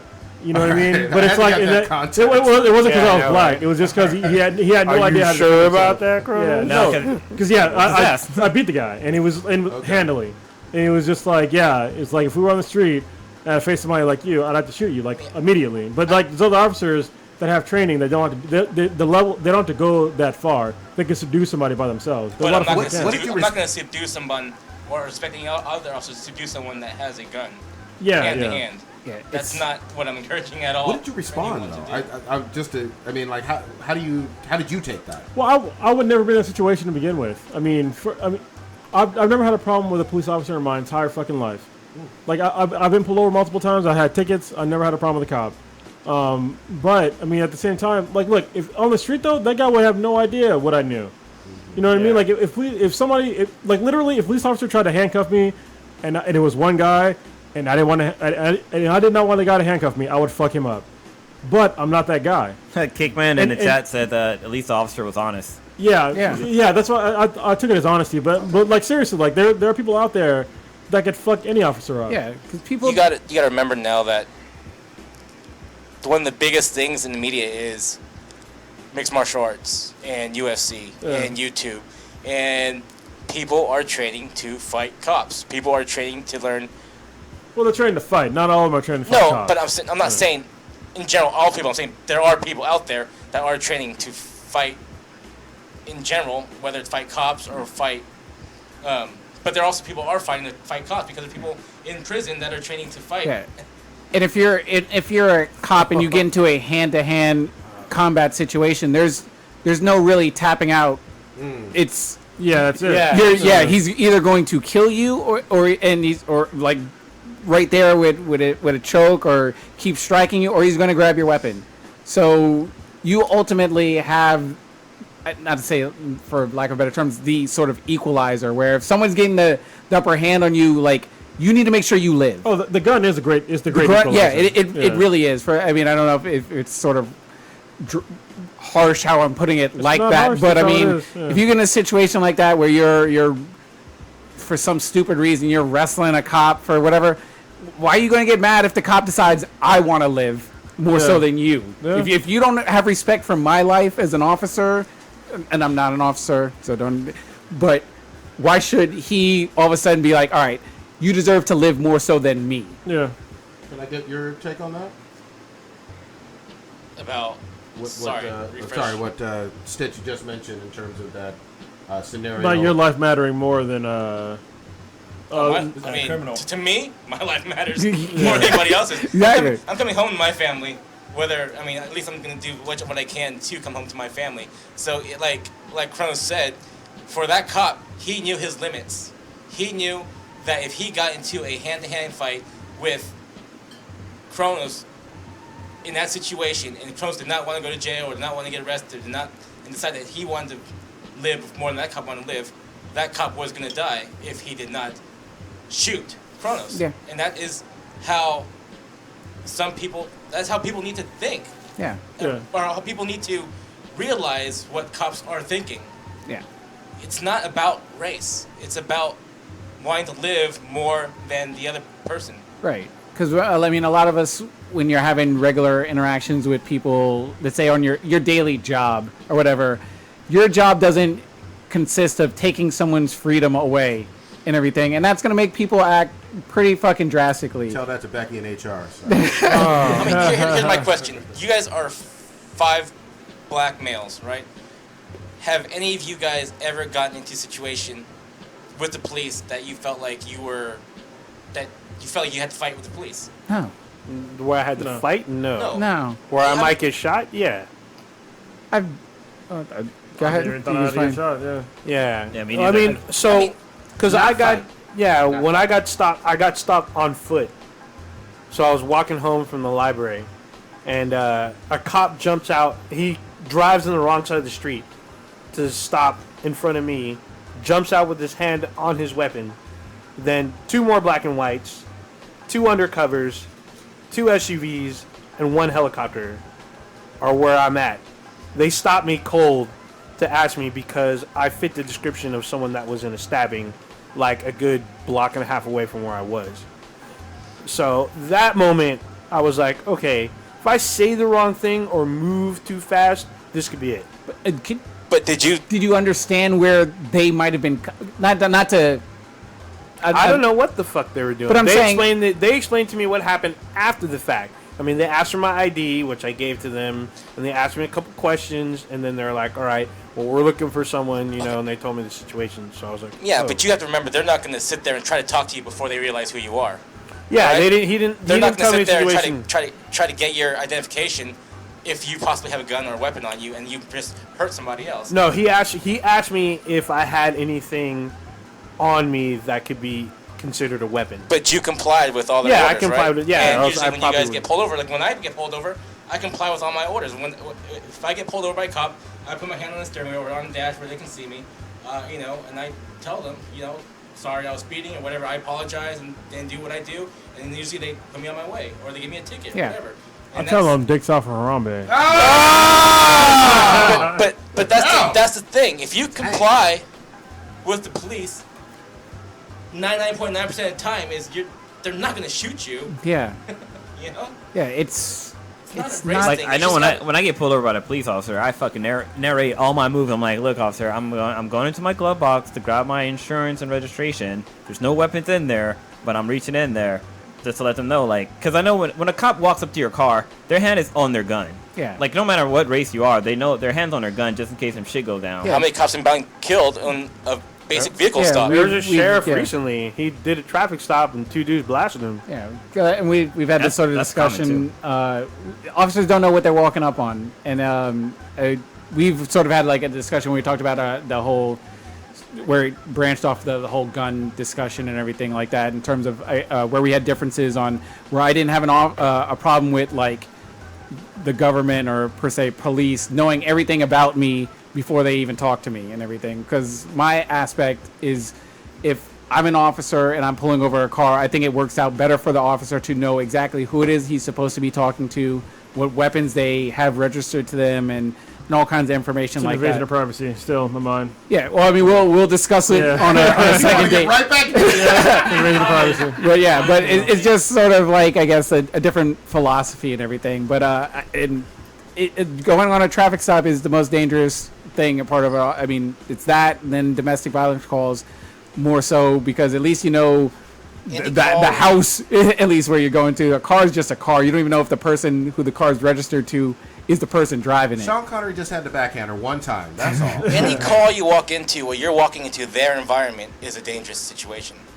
Any call, if you go into someone else's house that you're not familiar with, it's a dangerous situation. If you go into someone's car that you're not familiar with, it's a dangerous situation. If you go into a restaurant and you don't know what's going on inside, it's a dangerous situation. You don't know what you're walking into when you walk into it. You might think that you're going to a basic, someone stole a candy bar from a liquor store, and you walk in and someone's holding up a liquor store. You know, you never know. Can I ask a question?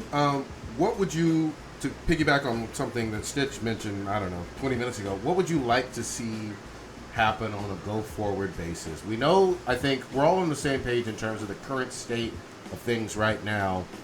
You're here. We're obviously friends with you offline as well.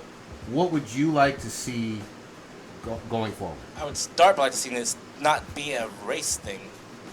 I would like to see it not be a thing where it's blacks versus cops, because it's just not a safe situation. I also like to see, I'd like to see the media not be against cops so much. I mean, the media is basically saying that all cops are racist, and it's not the case. Yeah. And then when it's a black cop that shoots a black guy, you know, It doesn't fit the so-called narrative. Or when a black cop dies, nobody seems to give a fuck. Yeah. Not even Black Lives Matter. Nobody fucking holds a vigil for him. Nobody gives a fuck about him. Yeah. One of the black cops, one of the officers that passed away in Baton Rouge was a black cop. Yeah. He didn't mention anything about And it. a couple days before, he was just writing about how he was scared that his own community was going to kill him. When 10 cops get shot, you know, by a sniper, it lasts in the news for 2 days, or 3 days, a week, and then we're still hearing about other situations that happen. Yeah. The media is. I mean, we all have our problems with the media. I have no love for them. I wish that they would actually either highlight all, in terms of anytime there's an incident where someone gets shot, either by law enforcement or civilian to civilian, show that equally, or let us all know very overtly, hey, we're picking and choosing this one.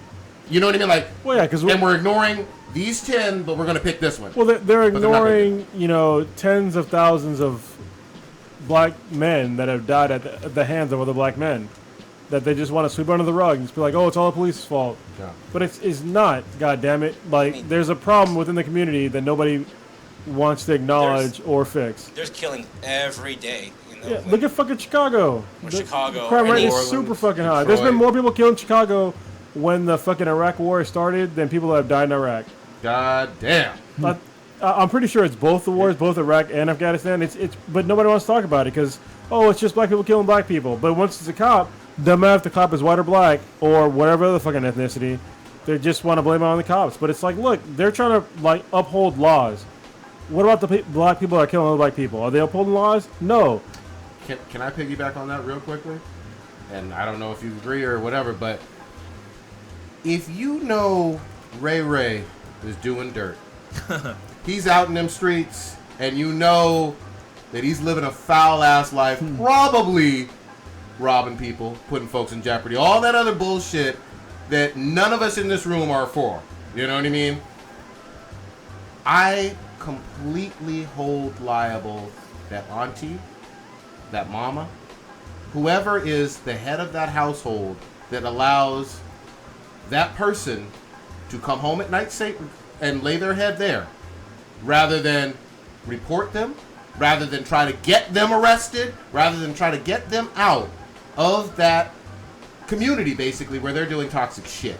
you can't hold that person completely responsible. But Ray Not Ray for their, got that. actions, not for their actions, but for allowing it to happen. Giving Yes. them the tools, because you have to have a quote-unquote safe place to lay your head if you're doing your gangbanging or robbing or whatever the fuck you're doing. But Ray Ray got that mixed fire Oh, he mixtape. does have though. a fire mixtape. God damn it. But you know what I mean? Like, I just think that, and I'm big on black family stuff. I really am. And Latino family, just family, period.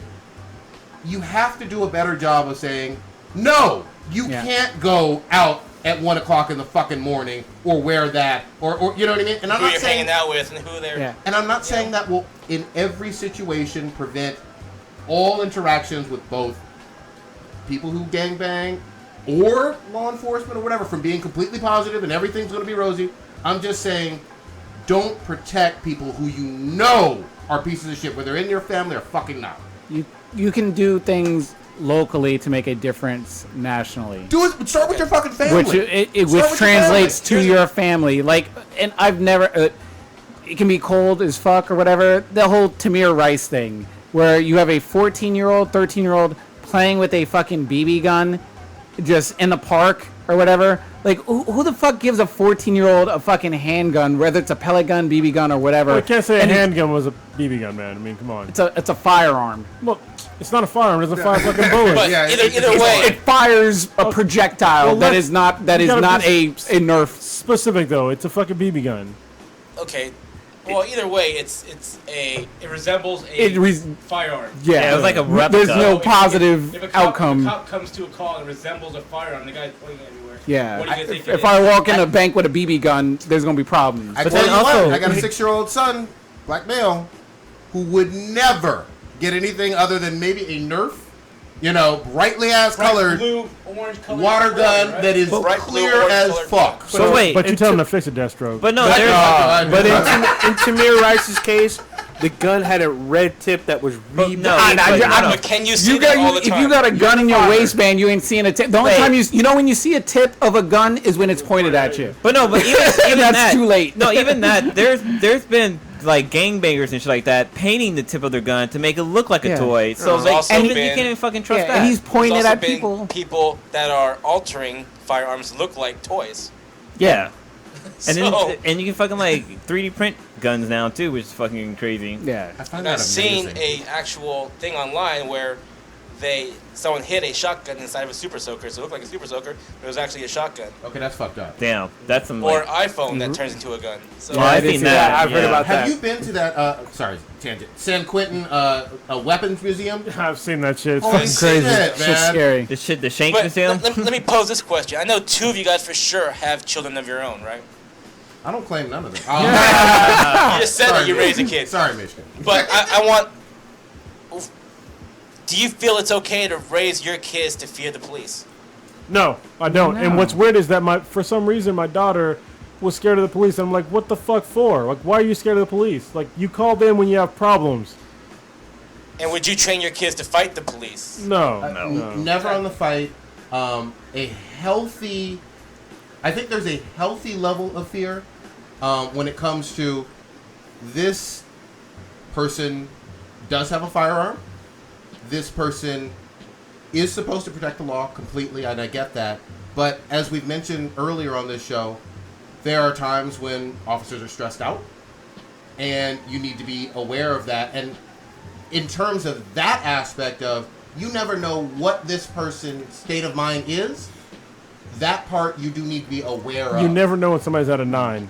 Yeah, that's exactly Yeah. right. That I would teach them. Not to and, anybody. And if that, yeah, but I mean, yes, Not everybody has a firearm. Though. Not everybody has a firearm and a badge and all of that stuff. So A mixtape is fire though. Good mixtape is fire. But in terms of that, kinda. Mine was a heightened sense of respect.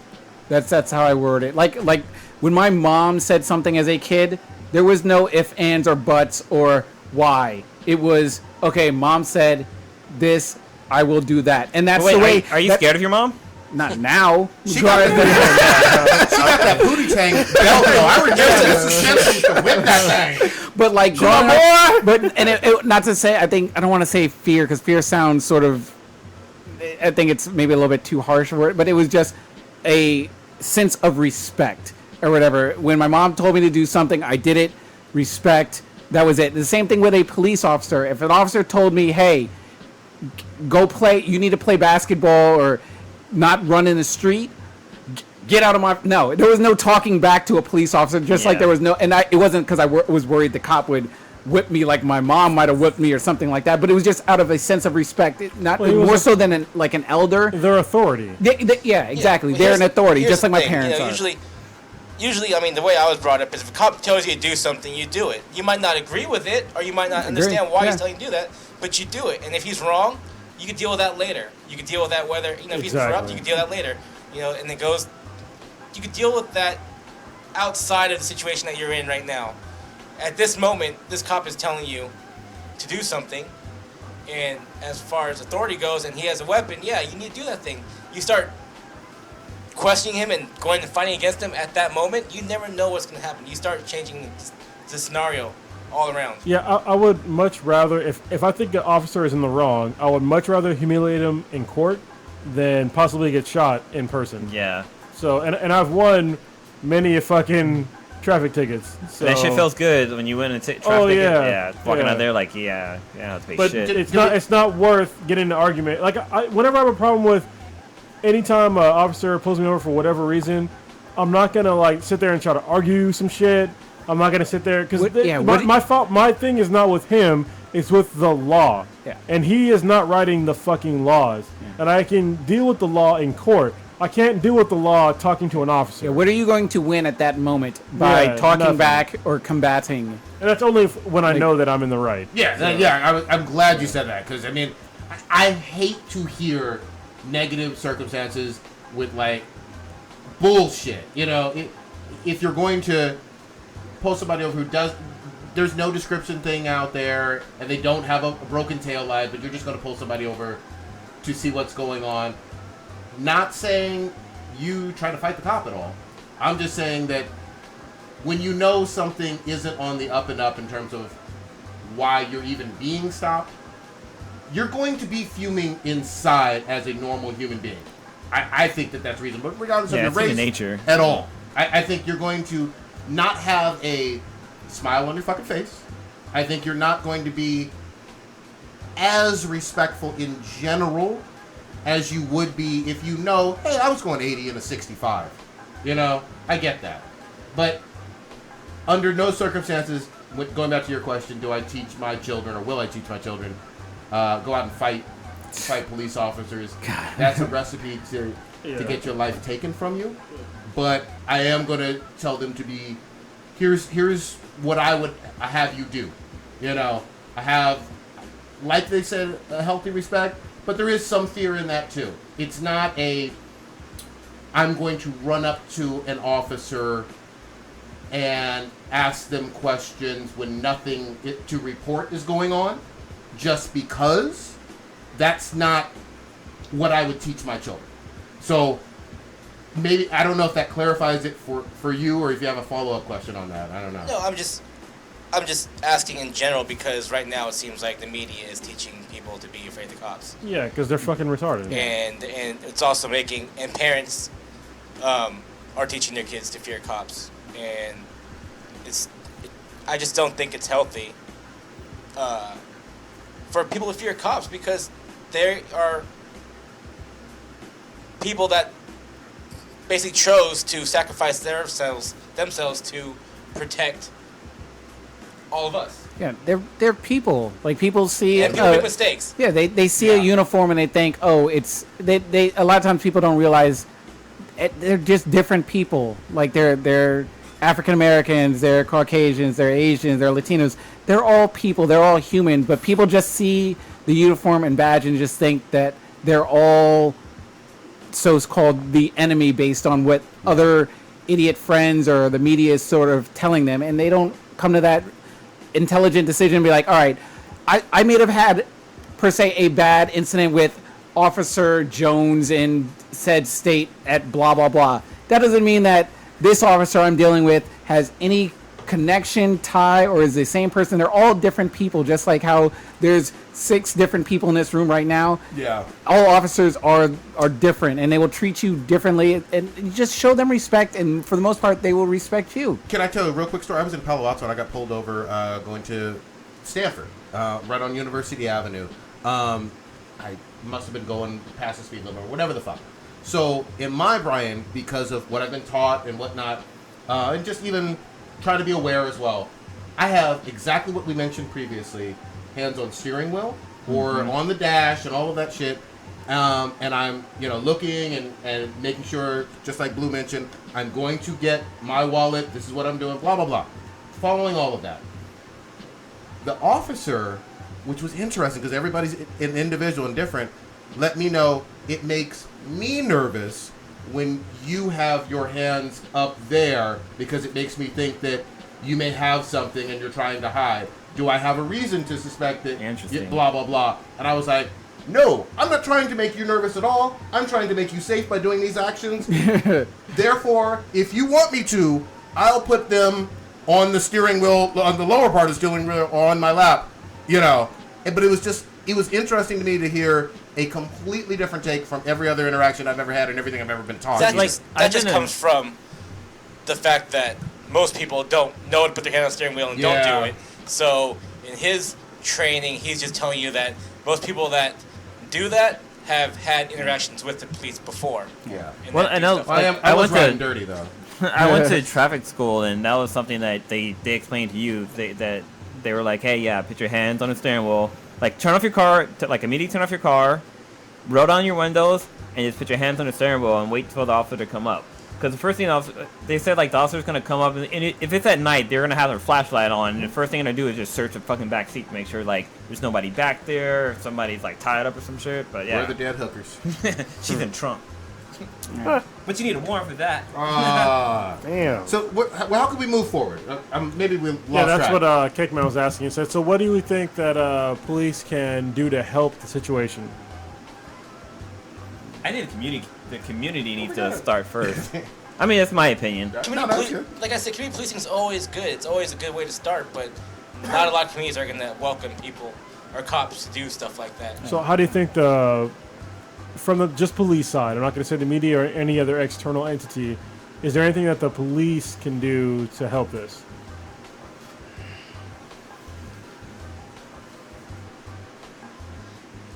I really don't know. I mean, I don't know what exactly the cops can do to change what are ingrained in people's brains right now. I mean, as far as the way people believing right now, it's kind of these. I mean, like you guys mentioned the other week with Snoop Dogg going to the police and talking with each other. We need to come together. Yeah. We can't fight against each other because it's like you're starting a war. It's like you're starting a war from cops against a whole race, whether it's black or Hispanics or whites. You're just starting, and I don't think that it's one person's or one side's job to change. I think we need to figure out a way how we can come together and trust each other. Yeah. Obviously, if you're a criminal, you're not going to trust the cops, right? You're not going to do what is legal. I just, because you probably don't want to go back to jail if you're a criminal. I just think that both sides hopefully can do little things to help increase positive encounters with, I guess, the other side. I mean, normally before I started doing whatever I do, if I saw an officer pull up next to me at a light, I wouldn't even look at him. I'm just and I'm not even doing anything. I'm just sort of looking straight. But if I'm at a coffee shop or whatever, I say hi to the officer and everything. I don't want him to think that because he doesn't know what I'm thinking or whatever. And especially with the way shit's going on right now, where it's perceived that everybody's against them, and unfortunately, the media has a huge role in playing that sort of narrative. Just speak to the officer. Hey, how you doing? I appreciate what you do and everything. I mean, we all have, for the 90, I assume, I don't want to speak for everyone, we all have positive viewpoints of the police and everything. And I just let them know, hey, I appreciate what you do. thank you, or whatever. I mean, Kind of like dealing with a veteran in a certain way in terms of. yeah, you could sort of make comparisons with that. And I mean, from the other side of the coin, and I think a lot of people who have never had an encounter with the police yet or ever in their life, maybe an officer because officers do have an intimidating just statue to them. I mean, they do have a firearm, but also the body armor and just them being in shape and physical. They sort of have a presence to them more so than like the average person that you see in a coffee shop. So if the officer just, hey, how you doing, or whatever, just basic conversations, you're like, oh, yeah, I'm doing, and it might catch the person off guard. It might catch me off guard, or something in previous years or something. And I would just be like, you know what? Every cop I've talked to have never treated me like bad. They never thrown me against the wall. They never frisked me down. My encounter does not fit the narrative that the media is saying and what I'm seeing all over Black Twitter and all these other things. I can't co-sign with that, because anytime I see officers in my local police department or anything, they're friendly. They talk to me. He offered to buy me food. He put up a basketball hoop down the street for me. So I just think it's like little things. I don't think it's a one big like sort of atomic bomb solution to cure everything. I just think it's little things, and eventually it will sort of spread. And I think it works both ways. You know what the police officer need? They need like what celebrities have, like not a representative, a PR person. Yeah, please. They need a they have a public information. Yeah. No, I'm talking about like somebody to like give cops ideas. Like, hey, we should have this happen, and like make sure the media's there, just so like it all gets. Don't they do that already? You don't fucking see. You don't see that shit on the fucking news much. I not on the news per se, but I do see it on social media. Yeah. You'll see it on like community boards, or if you walk into. Yeah, that's the thing. Like, a lot of people don't read that kind of stuff. Like on Twitter and Facebook, I'll see that. Like I'll see like if you events. friend like a police department on Pokemon Go, Facebook or whatever. These departments do that. But the biggest thing is the media is fueling the fire, and the celebrities are also now fueling the fire too. And people are jumping on this bandwagon and putting cops against everybody else. It's like cops against the community. I mean, the biggest thing is, yes, people are going to get killed by the police. It's going to happen. It's always going to happen. Whether they're black, white, Well, I'm Hispanic. in favor of like bank robbers and rapists and people doing. This isn't GTA. Oh, sorry. 5-star. No, but if you fight with the police, there is a chance you can get killed. Big chance. Yeah, that's a huge. Well, I'm gonna go back to what I originally said about what can the police do to help fix this issue. For me, it's in the high risk areas. They need to have time off. So I've seen like a lot of these officers have been they just been out there for too fucking long. They've seen too many of the same kind of criminals, and they're ready to pull that trigger, so to speak, on anything, because they're at a 9 all the time. They need to fucking just get time off the same way that the military does. A lot of these guys have PTSD in the same way that military members have PTSD. They're dealing with the same shit. The hardest part about that is there aren't a lot of people out there trying to be cops as far as there are people in the military. So you have, the same, depending on how big your city is, you have the same 20, 30 people that are cops. You can't rotate people like that. The way it's set up, it's hard for that, because it's like, normally they'll put like the new cops in the bad areas, and like they kind of it's sort of systematically, not to say broken, but it's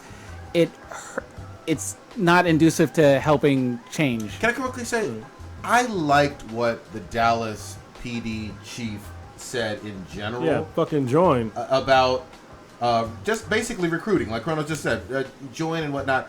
It's a whole lot better to have a government job with bennies and union and blah blah blah, even a risky, high risk, high stress job, than it is to be unemployed and doing dirt. Let's just put it like that. And I know that if you're got a certain background or whatever, you may not even be eligible.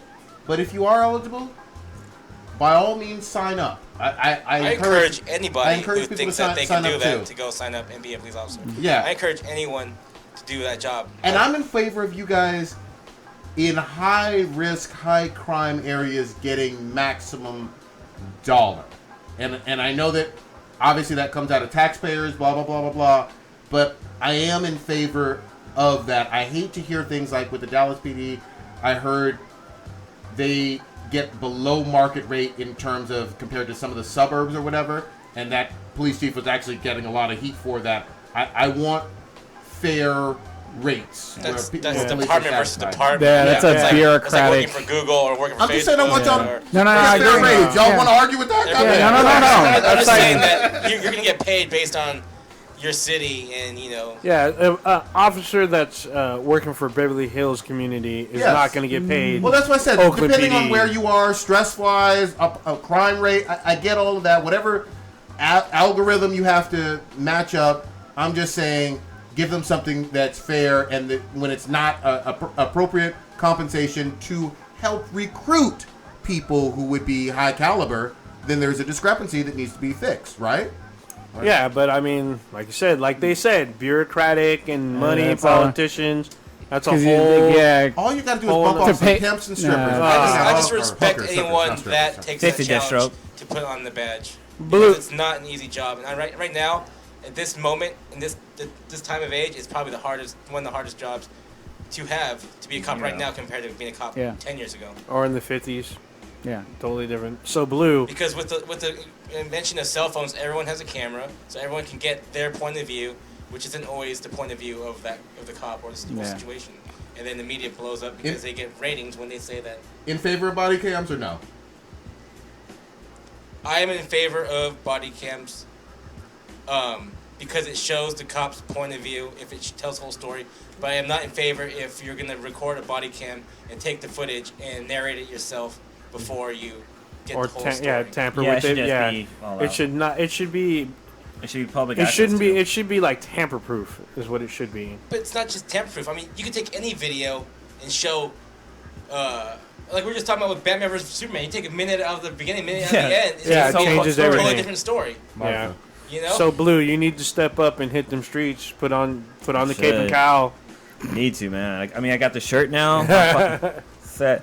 But I was just gonna say, so on a previous podcast we talked about how there's lethal force, but then there's unlethal force, like we're using a taser, Non-lethal. non-lethal. And so we were talking about being tased and stuff like that. So you've gone through the that, tase yeah. program. Oh, yeah. So how is it like being tased, tasing somebody? Like, what's your story on being Smiling. I'm tased? not gonna tase anybody.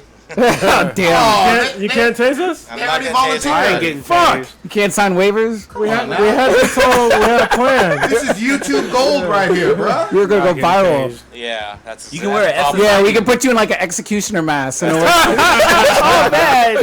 What if I told you he had crack on him? I encourage you guys, if you can find somebody to get tased, do it because it's a hell of an experience. Well, we thought we found somebody, but fuck. back to the drawing board. Have you been tased? I have been tased. And I think I've shown some of you guys a video before. Somebody Yeah. Senior Sporks said unlethal force resurrects people. Oh, nice one. Great comment, Senor- y'all. But I know. Another thing that you guys were talking about is, oh yeah, well they tased the guy, and the taser, taser doesn't always work. Yeah. Don't It's tase not- me, bro. You can't rely on the taser. Like pepper spray doesn't always work. Whether the guy's on drugs or he's got Natural tolerances. yeah, he's got some kind of Immune mental system, thing yeah. going on in his brain where because the taser affects your nervous system and your central nervous system, everything, and that's what tells your body to lock up. But if you got some things going on in your brain that Signals aren't are wired, reaching. Yeah. Deathstroke doesn't carry a taser. Come on now. Or pepper spray. because he hasn't anything about non-lethal force. Say, fuck it, we'll just buy a taser then. Yeah. On the podcast, I'm just gonna randomly tase somebody. this Oh, In the middle of Cake the- Man Sounds may all have bad. one. Cake Man may have one. If- Oh, Lord. So anyway, He's certified. I know you talk about that. We a need, lot. we need to make sure we look at the voltage and what was it, the ampage? Amperage and voltage. Yeah. That's nothing about the media. It's those 50,000 volts is killing people. It's not. Yeah, It's no, not the no. volts that It's the kills amps. you. It's the amps. Yeah. It's low amperage. But it's the volts. We- 50,000 volts doesn't mean anything. That's just the battery power capacity. that basically runs to the end of the freaking darts. Yeah, we went over this briefly last time. Like, amps multiplies Yeah. the volts. So yeah, if you have high amps and high volts, you're gonna fucking fry. Yeah. So 1.21 gigawatts. All right, are we going to roundtable it up? But this is an awesome discussion. Yeah, no, this is good. This is really good. And here's the thing: I want everybody on Twitter and the comments and whatnot to give us some feedback. Sometimes we break down some more serious stuff.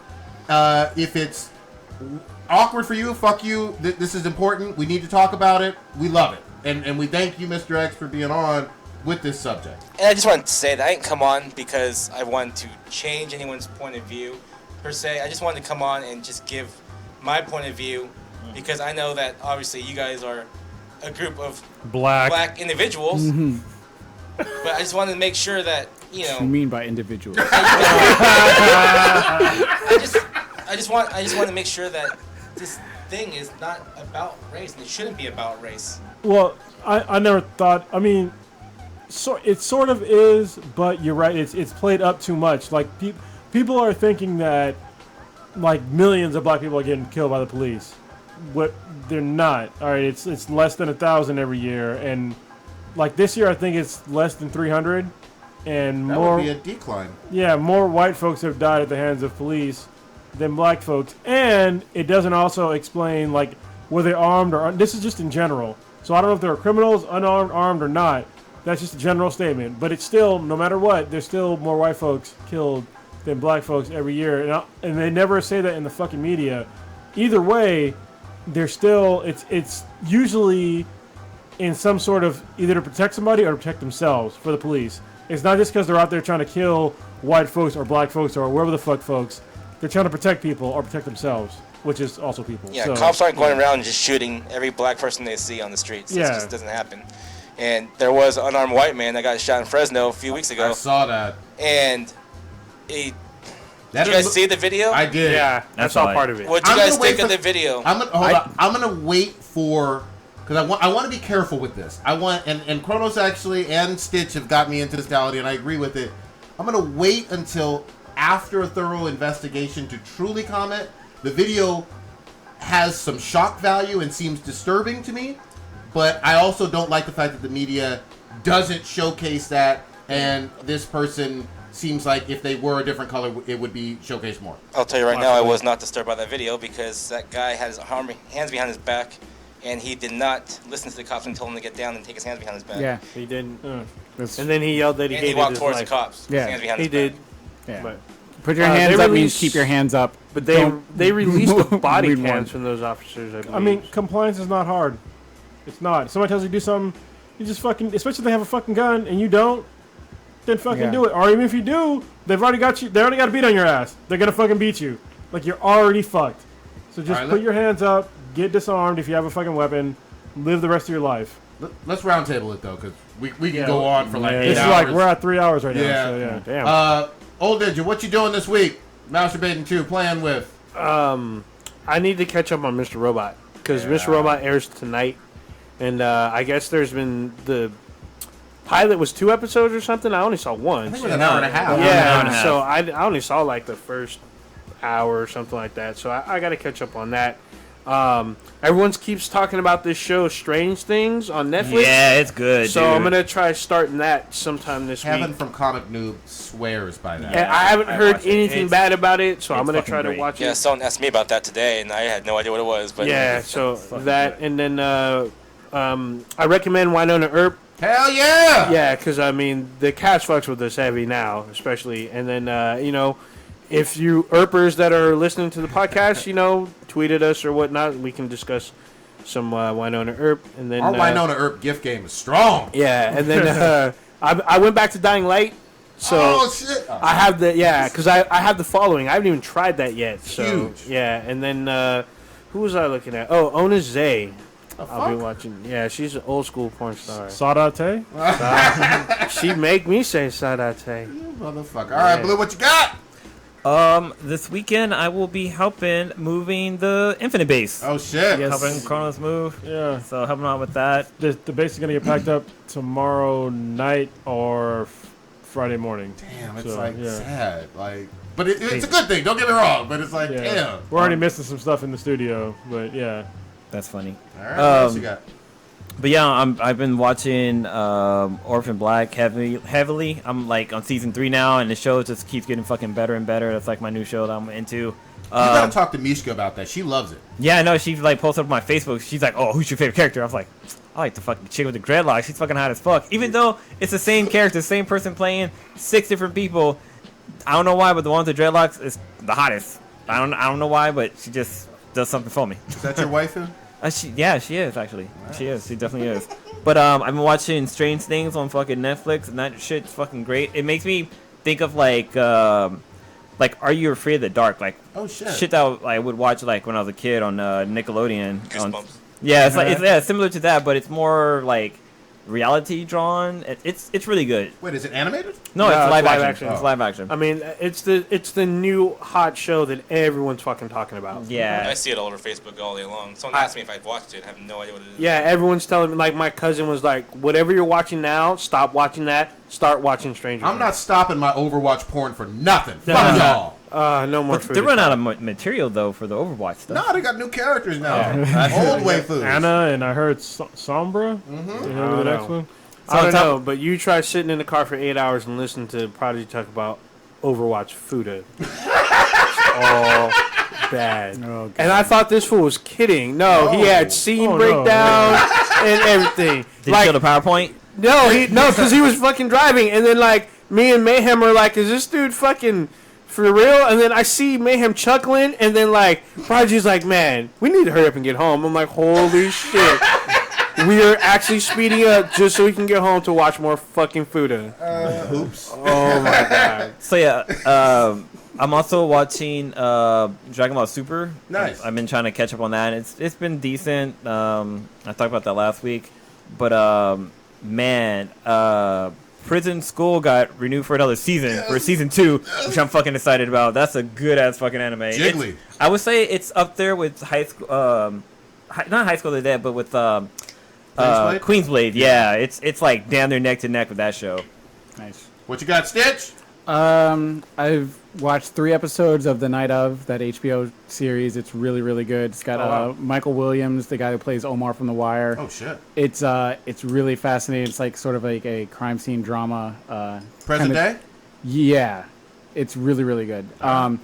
Also, I've been watching Ballers. Ballers is always fun to watch. Oh shit, I'm behind on that shit. I do need to watch Mr. Robot, helping Kronos move this weekend.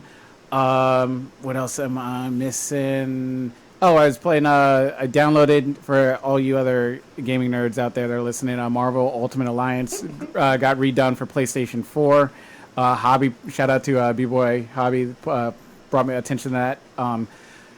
See, the first one is kind of hard to go to because it's dated. It reminds me when I went back to try to play Mass Effect and I couldn't get through it. That sounds like Matt. Dude, Matt, you need to hurry up and finish fucking Mass Effect. Whole game, man. It's hard, but I'm gonna try to power through it just so I can get to the second one to see what it looks like graphically, if they did some imaging touching up for the PS4. And then other than that, just sort of chilling and I guess doing whatever the squad's doing for the weekend. When does Shelby get out here, though? It's that couch life. I'm I'm just gonna jump in real quick. Also, I want to say like today I went back to Lunchbox and got waxed again, and it was still I got it because like man I was sorry. But anyways, what the fuck? Apparently I was talking to K-Mac, and the people at Lunchbox were kind of sad by the way we talked about their business. Like they said we sugarcoated it, and they wanted us to like talk really go out. They want us to go back and actually like talk to them. Oh. So I'm willing to go back and get my back redone because it's fucking hairy again. So yeah. What, the one in the East Bay or the Alameda one? One more time, just to make sure I'm clear, what they want to do? Well, no, they want us because before when we talked about our being waxed and stuff like that, we were like kind of PG, sugarcoating the whole story. And we didn't talk to them actually. You know, we didn't actually like really talk interview to them. And we stuff could like do a better job. But no, but they want us to like as long as you don't quit. Man, that shit hurt the balls though. Well, no, they don't. K-Mac said they don't want us to fucking sugarcoat about our experience. They want us to fucking be honest real, about real? it. Like, yeah, like dank and real. Dank real, yeah. Shit. So, Oh boy. All right. got me Bringing it, be there. We'll do another date. We'll go down there. We'll get waxed again. So Yeah. actually, you know what's good. funny is that because you didn't change your email address, that K-Mac knew about the waxing appointment. I was told me that on the fucking on hilarious. the trip up. I was Before the cracking up cast. laughing. Kronos, what you got? I'll be the last one, so ask Mr. X because I gotta do the. Oh, okay. All right, Mr. X, what you got? Let's see, what am I doing? I actually just finished Game of Thrones. Wow. Sorry, I know. Season 5? Yeah, just the last season. Sorry, I've been Season behind. 6. 6. Sorry. 6. I need to watch Mr. Robots on my DVR. This weekend, hoping you guys move. I probably won't be here till the afternoon because I got a birthday party to go to with my kids in the morning. Put your kids first. Yeah, do that. And then, let's see. Video game wise, I bought an Xbox One. Oh shit! How You ain't dare played you. it though. Yeah. I haven't played it though. You gotta get out. I gotta find. Hey, I didn't pay my PS4 for like I already a have month PS4, and a half. But I bought an Xbox One on Amazon Prime Day because it was like $2.99. Nice. It was like $2.99 for a terabyte and like 3 games. So Oh shit! Yeah, what Yeah, games? time to What squat games? up. what did I get? I think it came with Division, which I already have for PS4. So, Oh shit! And then it came with I think Rainbow Six, I believe. Oh, Rainbow Six Siege shit. I heard that game's And fucking then it good. came with some other one. I can't remember the third one. Oh shit! That was a good ass deal. And it came with an extra controller too. So I got Oh, 2 controllers. super good ass deal. And then a $50 gift card from Amazon. Amazon. So I can do- $2.99. Yeah, for $2.99. Damn. Throw a blowjob in there and you're set. You said that's a good ass deal. For me, I'm gonna go and then we'll let Kronos go last. Playing back on that Witcher 3. I don't know what the fuck was wrong with you, Stitch. You was on some bullshit. The Witcher is lit. That shit is life. I love that one. That's gonna be 200 hours. Oh boy. And then obviously got to catch up on Mr. Robot and as much Overwatch, Futanari, hentai shit as possible. You got a Pornhub sickness. never lets me down with that Oh, my shit. God. When Widowmaker takes that sniper rifle and puts it right up that snatch on Mercy, fucking fire. Fucking God. Oh man. That's all I got. All right, so yeah, this week, as you guys all know, I'm moving. So yeah, it's gonna be real fucking shitty. So yeah, I'm not looking forward to it. But the Infinity base should be a little bigger. My house in general will be bigger, so it'll be nice. So I'm looking forward to that part. Control. Recommendations for this week? I don't really have any because I've just been focused on working and moving shit back and forth. So yeah, so we'll go right from that to sponsors. And the sponsor is this week Loot Crate. So Loot Crate basically is a Comic-Con in a box.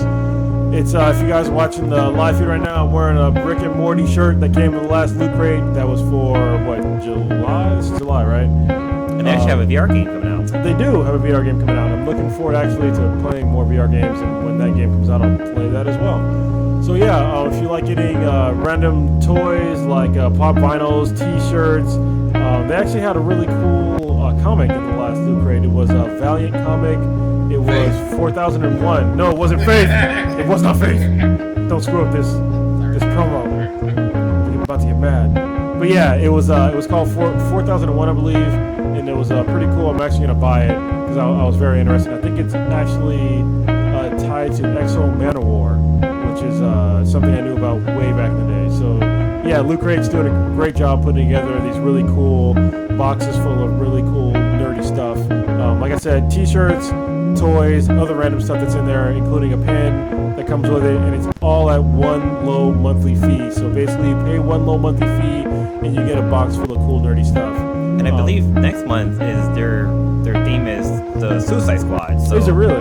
yeah, and they've been posting up pictures on Facebook saying I thought what next they'll be in month there. was Halo. No, Fuck it's, No, Halo was a couple months ago. it's Suicide Squad because that comes out next weekend. Which Yeah. in August. So that we should need be to squat dope. up and see. Yes, and one of the cool things about every Loot Crate box is that there's actually stuff on the inside. If you flip the box inside out, it's like a cool artwork that's on the inside.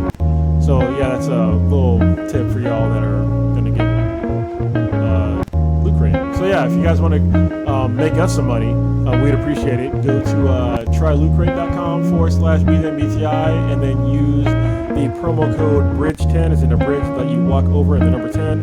That will save you 10% on your new subscription. Once again, that's trylootcrate.com/BTI with the promo code of BRIDGE10 to save yourself 10% on a new subscription. All right, that ends this sponsorship stuff. So we're out of here. I'm gonna start the outro music. Y'all start bullshitting. Yeah. Dicks out for Harambe. You know what it is. Thank you, Mile Blurred, for the sweet ass t-shirts. Yeah, thank Much you, Mile love. High. What was it? So catch us on Twitter at BTI. Catch us at benhabproductions.com/BTI. Catch me at the bar. God dang. That wasn't Blue that said that. Thanks for having me on, guys. Yeah, thank you, Thank Mr. you. X. Thank you. Really This was appreciate it. awesome. Definitely find us up on YouTube. Smash that like button and hit that subscribe button. Where do they find us on YouTube? At Be Then BTI. Or is it Black and the Oh, Black it's Black and the Black Times? Times. Search for it. You'll find us. Bridge 10. Bridge 10. Yeah. Rate us 5 Yeah. stars on iTunes. Spell the whole thing like a pimp named Slickback for YouTube. You can check us out also on Facebook at Be Then BTI. Fudanari. Don't forget to check out Before and After the Cast. It's on our channel on YouTube. It'll be featuring Blue and numerous guests. Usually it's Old Ninja, but it's usually Old Ninja and Prodigy or Old Ninja and Stitch, but sometimes there's other guests. Eggplants are her future. All right, here we go. Butt stuff.